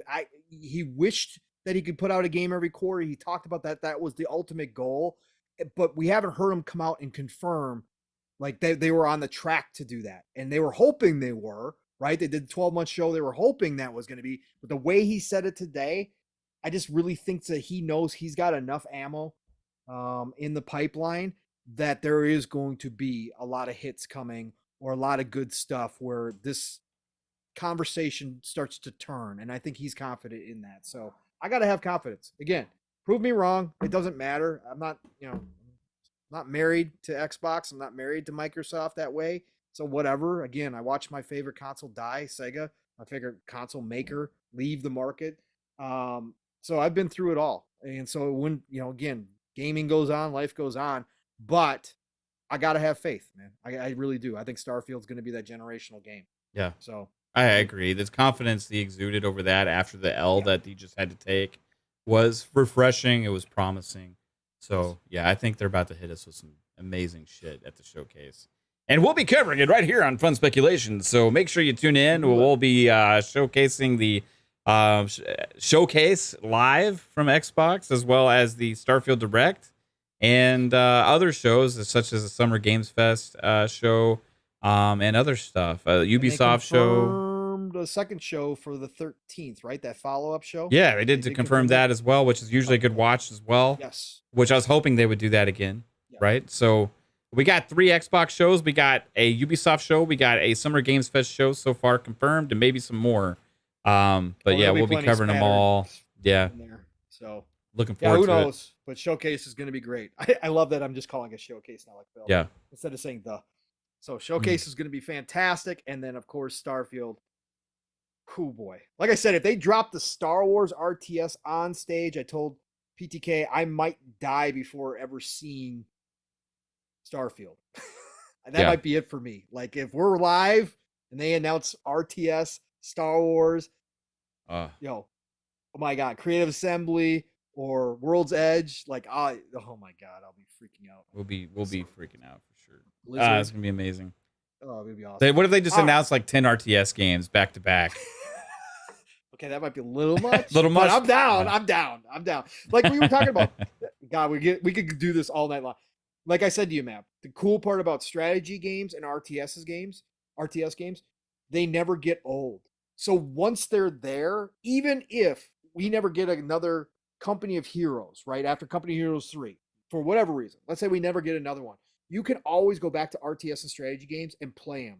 They age very, very well. And now that they're here on console, I'm going to have them. That's the fantastic part. I love it. So let's get them all out. Yeah. So let's do 10. Let's do 10. Don't be scared, homie. Says, example, quality games won't make people buy games. Words to that effect. Was it? That's what Phil, head of Xbox, said. I'm an Xbox fan owner. Why are you being deluded? I hope you enjoy your Xbox fan. Do you own an Xbox fan? That's awesome. I didn't know they made one of those yet. Yeah, dude. What kind of settings? I know we got the Xbox fridge, but I hope you're enjoying your Xbox fan, that you own one. To your misquoted thing, Phil said, great games won't massively shift the and make people dramatically shift the console sales in favor of Xbox over PlayStation. Pretty much won't make people switch consoles. He didn't say that great games won't make people buy them. In fact, he also said numerous times that like great games are core and great to the Xbox experience. And he kept apologizing for failing on not delivering the expectations of a great game. So there's a lot that you obviously didn't see, and you completely got the comment completely wrong. But they didn't go spend $7 billion on ZeniMax to make bad games. But I appreciate that you do own an Xbox fan. I hope you get lots of use out of it, and stay cool, my friend. Awesome. All right. We out of here? Let's get out of here. Let's go. 4 hours. Let's do this. We do this. We're going to be a big show. We're 4 hours? Oh, my God. It's 10 o'clock. I wanted to talk about what else we could have at the showcase. All right. We'll get out of here. We'll do that on Xbox Ultimate tomorrow night. That's right. Anyways, everybody, thank you all for being here. Thank you for, just being a part of our show, because you are in the chat. You are, whether you're conversating or whether you're lurking, whether you're watching the future, whether you watch live, you're a part of what we're doing here. So thank you all for being that. You're a big part. You're a large part, because again, otherwise it's just me and Mav doing this in Xbox Live or, through DMs. So thank you all for being here. This was a big show. Had a lot to cover with the Phil interview. And again, we didn't even get into specifics. I thought about, having Mav play clips and all that kind of stuff. My God, we'd still be here because there was a lot to talk about. But just giving our overall opinions. Hope you all enjoyed it. Again, this gaming industry, like I said before, never let it be said that it's boring. It's not. This is fun. This is, again, even if you don't like all the conversations, you got to admit there's still so much going on at all times that we're just never sitting around twiddling our thumbs thinking about what we're going to talk about. Minecraft for the 10,000th time or something like that. Why there's no ray tracing yet. But no, that's not what we do. We have a lot of good time here. And thank you all for wishing Mav a happy 40th birthday. Again, that was yesterday. I'm so glad I'm not the only 40-year-old here. So, you know what? Caitlin calls me your dad, but like literally that's not possible. Yeah.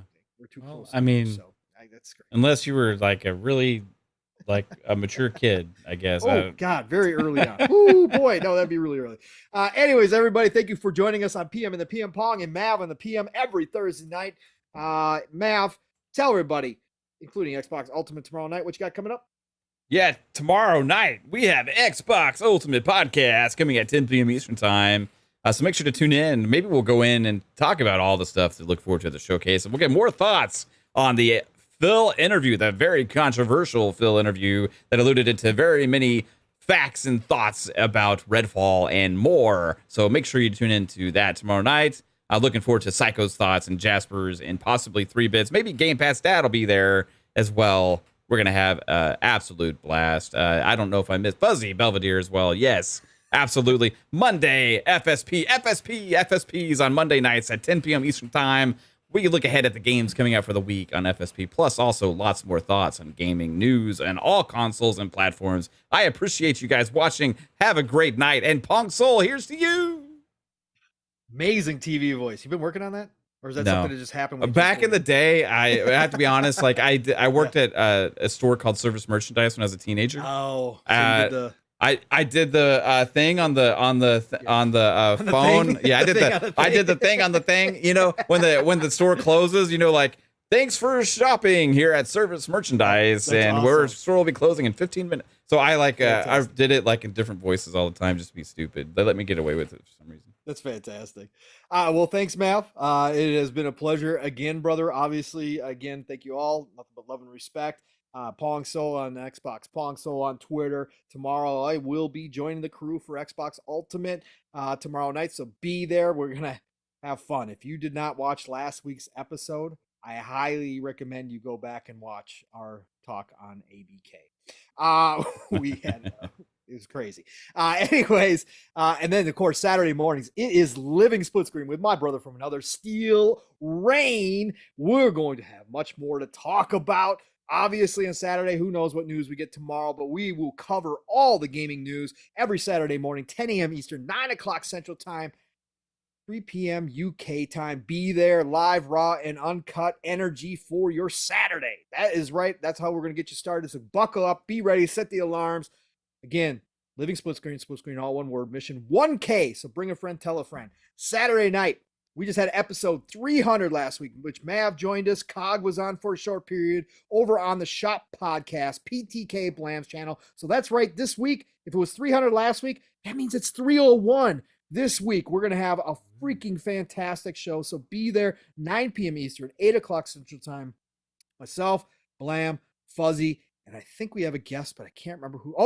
We have Lord Sav. We got another Lord coming through. Sav is going to be on this week, a rare Sav appearance. He has been on previously.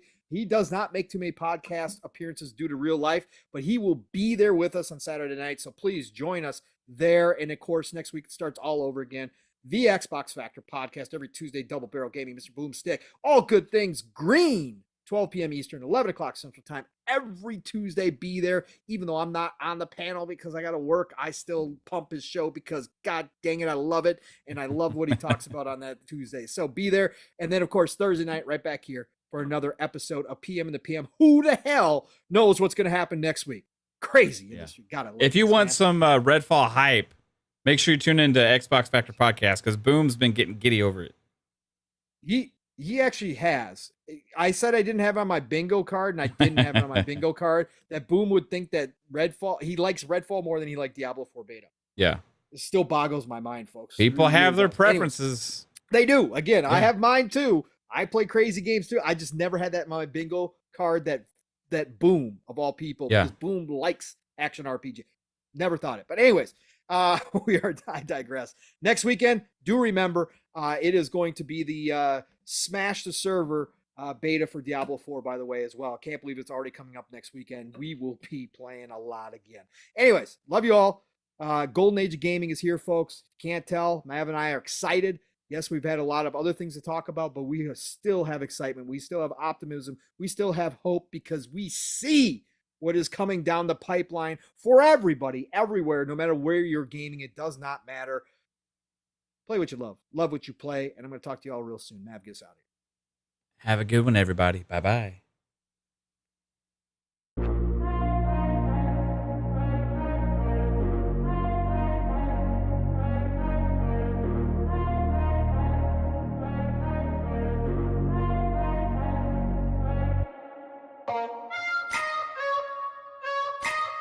Oh.